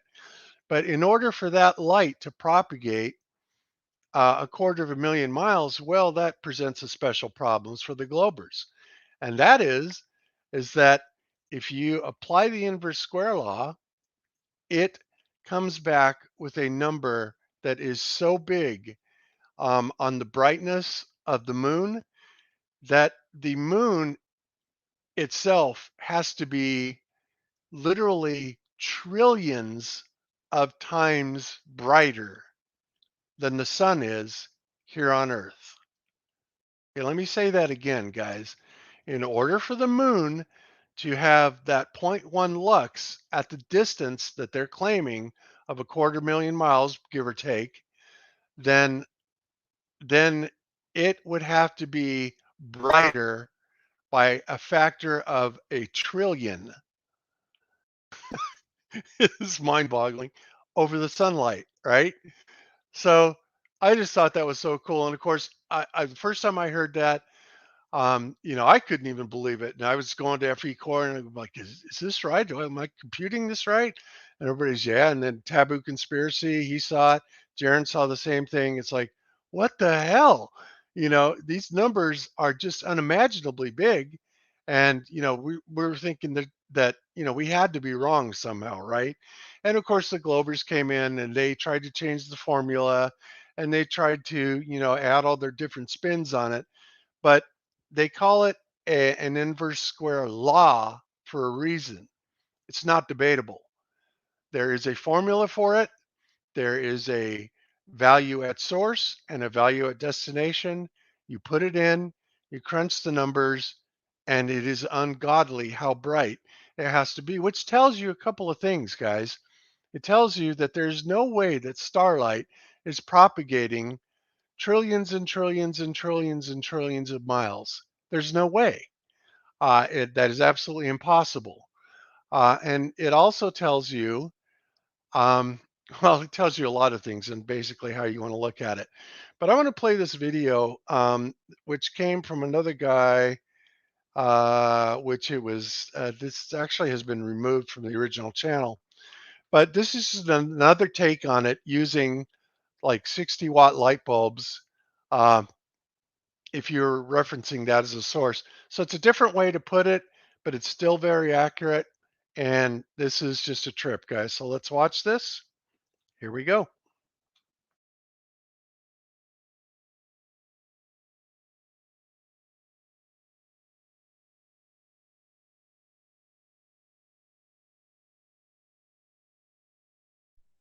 I'm not seeing or hearing anything, Bobo. You're not? No, I'm still seeing the end of the Flatoberfest stuff that you were good, showing. okay. Let me, my bad. I've got the wrong screen shared. Sorry, guys. Dumbass Bob here. All right, let's go. Come on. Share. Screen. Chrome tab. All right, let's see if that does it. Okay, there you should see it now. Yep. Yep. Okay, and if you don't hear any sound, let me know. Otherwise, here we go. Okay, let's have a little bit of fun using the inverse square law. How bright would the moon be if you were standing on it? So I'm going to light up a piece of paper with the moon and take a look. So I couldn't find any paper, so I wrote my name on a piece of paper towel. And as you can see, with the moonlight, I can read my name perfectly fine. Now let's compare it to a regular light. Okay, here's a big building. Let's make it dark in here. Okay, I mounted a 60-watt light bulb to the wall. I use the 60 watter because everybody knows how bright a 60-watt light bulb is. And about 50 feet away, here's what the sheet of paper looks like. Okay, so the moon one is on the right and the regular light bulb is on the left. So you can see they're pretty similar. Now, don't get your panties in a bunch. I know you should be using a light meter and all that stuff. Wait till the end. You'll see what I mean. Okay, let me show you how the inverse square law works. Okay, so here's our building, and here's our light bulb we attached to the wall. And we have a piece of paper at 50 feet, and the light bulb is basically lighting it up the same as the moon. Okay, so now let's double the distance. So instead of 50 feet, we're going to go 100 feet. Now we're going to take the distance, which is 2 times the distance, and we're going to square it. So 2 times 2 is 4. So now, if you go double the distance, you're going to take 60 watts, you're going to times it by 4, and you're going to get 240 watts. Okay, so now we need 240 watts to light up the paper the same. So we can even go farther. Let's times it by 10, which would be 500 feet. So now we got 10 times the distance, so let's square the distance. So 10 times 10 is 100. So now we take 60 watts, and we times it by 100, which would be 6,000 watts. So now at 500 feet, you're going to need a 6,000 watt light bulb to light it up the same. So you can see as it goes out farther, you're going to need more watts. So now this is the inverse square law, not the inverse square theory. Okay, let's do it on a bigger scale. Okay, suppose you're standing on the East Coast, and the moon was like 4 states over, like 1,000 miles away. That would be about 5 million feet. So that's 100,000 times. So we're going to take 100,000 times 100,000 is 10 billion. Now you take 10 billion and times it by 60 watts, you get 600 billion. 600 billion watt bulb. So if you were standing next to the moon, halfway across the United States, a third of the way across the United States, you would be standing next to a 600 billion watt light bulb. Let me show you how bright that would be. I'm pretty sure you'd be vaporized. I'm pretty sure you Now, would be imagine too. we still have to go 238 times that distance to get to the moon. Okay, let's go back to the beginning. Obviously, you can read a piece of paper from the moon. So, doing the math, it's ridiculously bright, like unbelievably bright. But for demonstration's sake, let's just unlearn everything, okay? Let's just call the moon 60 watts. So the 60 watt light bulb lights up the paper. Let's just call it 60 watts, just for fun. Let me show you how ridiculous the moon landing would be, even at 60 watts. Okay, here's our little moon landing guy. Okay, let's land him on the moon at 1-to-1, 60 watts. Does that look normal to you? Is that what the moon landing looked like? Come on. Even at 60 watts, the moon surface would be crazy bright. Imagine how bright it would be if you used the real number. And what kind of dusty, dirty sand would reflect light all the way down the earth where you can read a sheet of paper? That's impossible. A moon rock, instead of looking like this, should look like this. The inverse square law proves the moon landing was a hoax. Now get over it. Anthony Bear. Okay. So basically, when I did the calculation at 0.1 lux in Dallas, I believe my calculation came back to be 4.7 quadrillion lumens. Quadrillion lumens would have to be the brightness at the source of the moon to be able to get between our 0.1 and 1 lux here on Earth. And I thought Danny Faulkner was going to have a cow. You should have seen him. He did the same thing that George Nutsack did. He literally rewrote the inverse square law equations, right? To try and prove that amount of power could go virtually any amount of distance whatsoever. So even they're so embedded in this lie, people, that they will rewrite their own laws that have been set in stone for centuries to prove their point. I mean, Danny, you're telling me you don't believe in the inverse square law? And so that's the common ground stuff that I like to aim for. And yeah, if I can establish that kind of common ground, I own them. Exactly. And he actually wrote this all up in Answers in Genesis. I have it around here somewhere, but I'm sure you can find it. Danny Faulkner, Answers in Genesis, about the inverse square law. But to watch these gyrations that he went through to try and prove that, oh, well, the inverse square law doesn't work in this case is ludicrous, right? George Nutsack did the same thing when he was trying to tell me I was insane by using the Pasternak RF calculator, which is used worldwide by RF engineers to figure path losses. And he rewrote it to claim that, yeah, you only needed 20 watts and that could get you from the moon to the earth. No way. No way. So these are the kind of stuff we need to just keep hammering on people, and with their own laws, because their own laws 90% of the time debunk them. And it is hilarious to listen to them scramble and change the rules of the game every time it happens. So there you have it. All right. So anyway, yeah, like I said, it was 4.7 quadrillion lumens to get the moonlight to where it is today. Unbelievable. Yeah. Anytime you apply their math to anything that is, here on Earth that we can actually physically test or observe, then it doesn't work. Yeah. And the interesting thing about the inverse square law and RF path loss is, and this occurred to me, and I thought this was really strange, but that seems to be the only factor that is figured into signal degradation. It's like, well, certainly it's got to be more than just dispersion of signal. There's got to be other factors that would, attenuate the signal, right? Whether or not it has to go through a block of steel or lead or anything like that. But Hmm. ironically, they don't ever cover that. Like not even the Van Allen radiation belts don't Nope. interfere with it. That's crazy. You'd think No, it in would. fact, the Van Allen radiation belts, they tell us they are there. Without them, we would be being bombarded by all kinds of lethal radiation. What does that mean?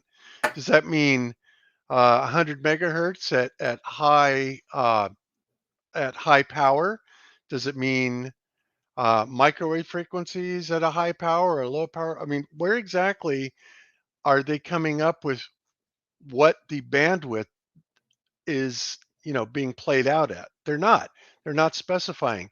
They tell us on the one hand that it's the thing that's keeping us safe from electromagnetic radiation, and at the same time, they have no problem penetrating it with all different signals, microwave, VHF, UHF, all of the Hmm. stuff to go to the moon or to the satellites or to whatever. It's amazing that all these frequencies that we use here on Earth seem to work just fine going out into outer space. Yeah, Doesn't make they any always sense. have double speak, don't they? And don't they say they bounce signals off the ionosphere? Well, They do, yes. yeah, so does it go through or does it bounce off?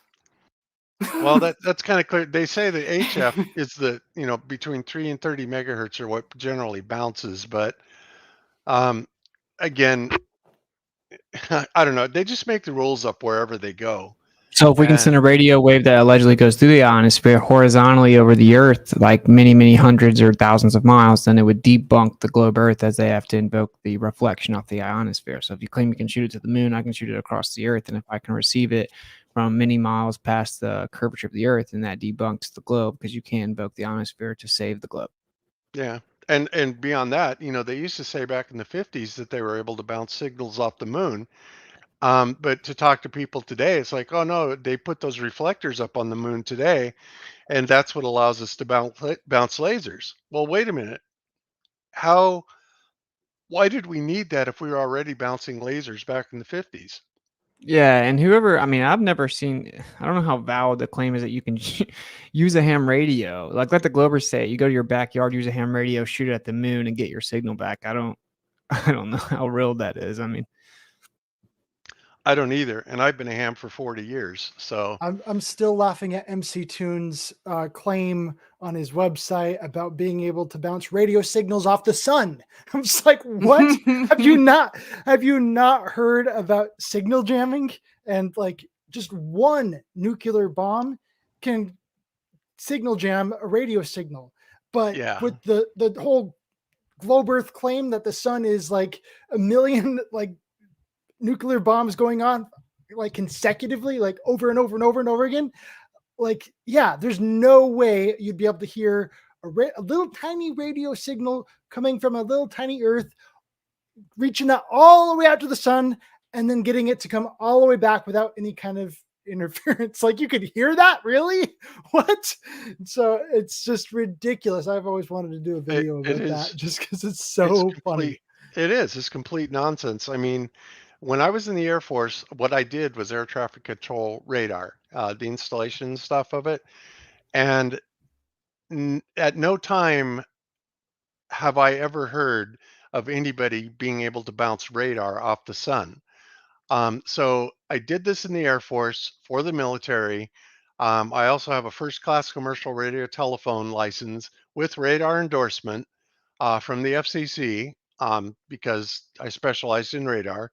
And again, there's no such evidence, period, that shows you can bounce any of these signals off of the sun.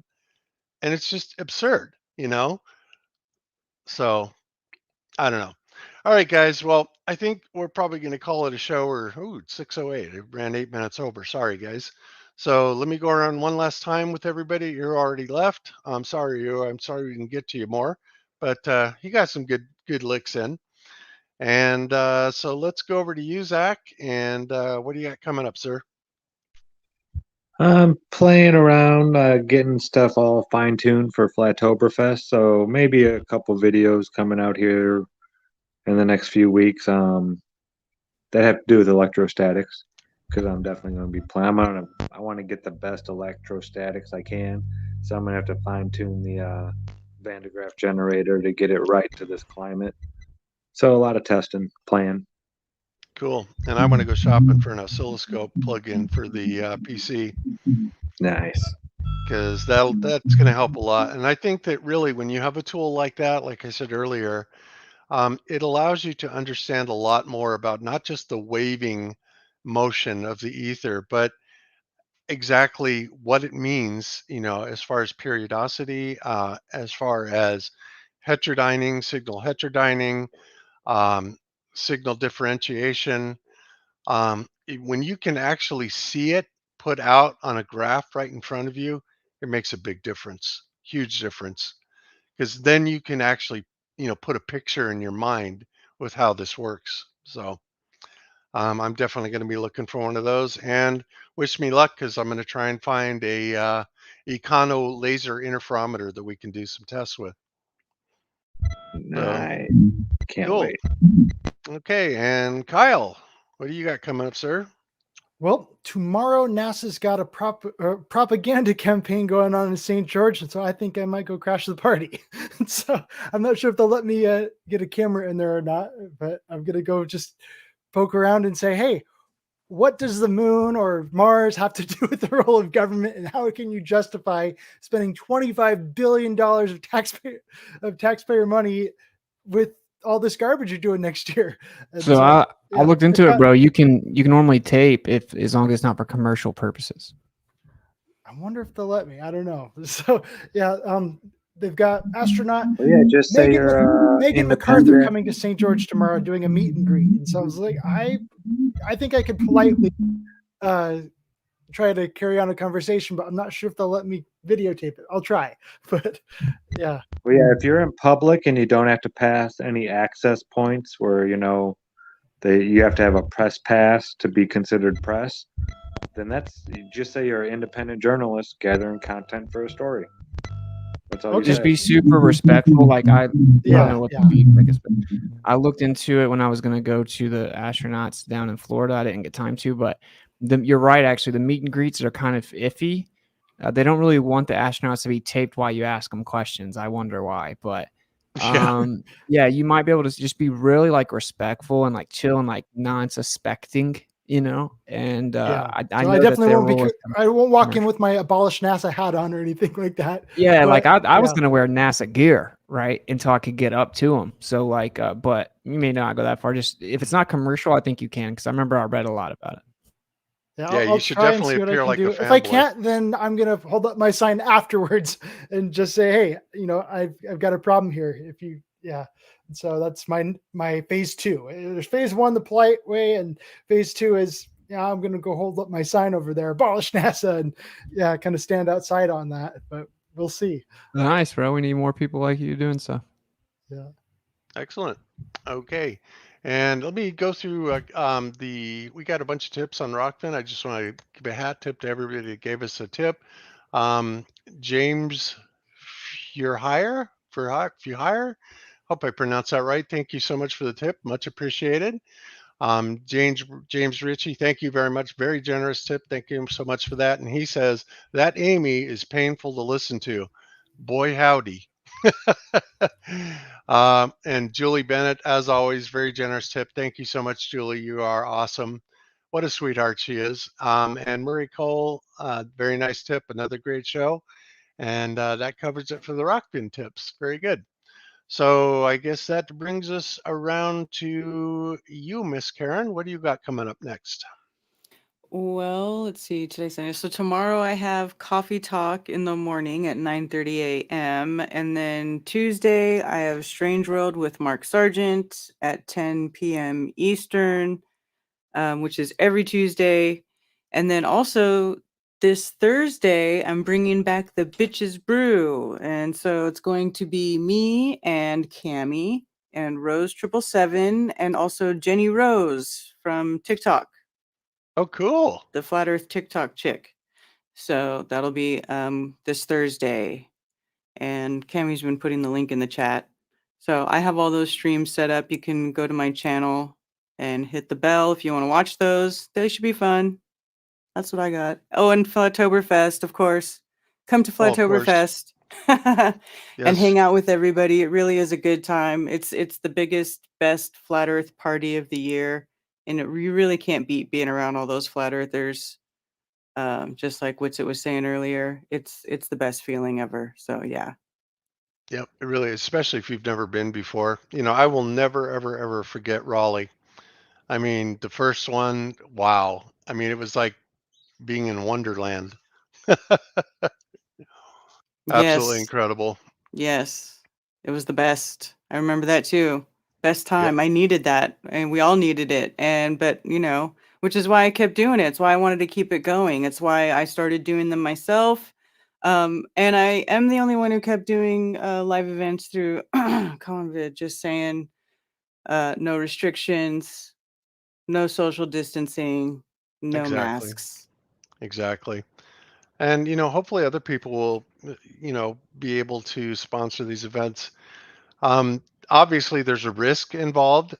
You could lose your butt on it, or you could make, some profit or no profit or little. I mean, generally, I think there's a little profit to be made, but considering the risk that's out there, I think Well, that yeah. You put a lot of work in leading up to the event. Like I work on it all year, and yes, I do put a lot of money in it up front, to yeah, you reserve do. the events and for travel for people and hotels and many and many other things. So, Yeah, it is. and you absolutely deserve to get a return on your money, but because you're offering something of value and you're doing it at a very, very good price. I mean, your prices blow away the Flat Earth Conference prices, right? And you know, it's a gamble because here's the thing, guys. If you commit to getting a venue and for X amount of people or hotel rooms for X amount of people, da da da da da, all this stuff, and you don't make your quota, you're going to lose your butt. And so that's always a very real risk that people take when they put on these type of conferences. Now, Mhm. by the same token, I mean you could actually also earn some pretty good money off of it. I mean, I don't know exactly who's made how much, and honestly, I don't care because whatever they made, they deserved it, right? Because they were the ones that took the risk and put out the effort to make it all happen. And all we had to do was go there and enjoy it, and that to me is just invaluable. So, yeah, that's why I Fair think play, man. Right? Yeah. Think about how much NASA can get for putting on a show. And so all of a Well, sudden, but you guys can't do that. That's how the Fair world play. works. You support what you like or it goes away. So when Yeah. people do stuff that benefit the truth community, you support them, including financially. It should go without being said. Anyone that doesn't understand that concept is a detriment.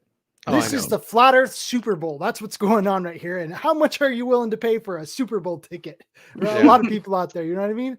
And so, yeah, this is where we get to see the All Stars at. And so, yeah, Flat Earth that's Super exactly Bowl all it. the way. And the thing about that is if these people are putting out the effort and putting all the risk forward, I mean, we should absolutely support that, you know? And if you think you can do better, because that's the thing, it's like people say, "Oh yeah, you're just making tons of money, thousands of dollars." And it's funny to watch people break down and they'll do the ticket prices, basically the ticket sales and the price, and they'll say, "Look at this, my God, it made $200,000." Well, whatever. What about that, and then 40 million travel expenses for speakers, the venue, which is not cheap anywhere. It goes on and on and on It's and a on, you drop in the know? bucket compared to what Michael Jordan makes, right?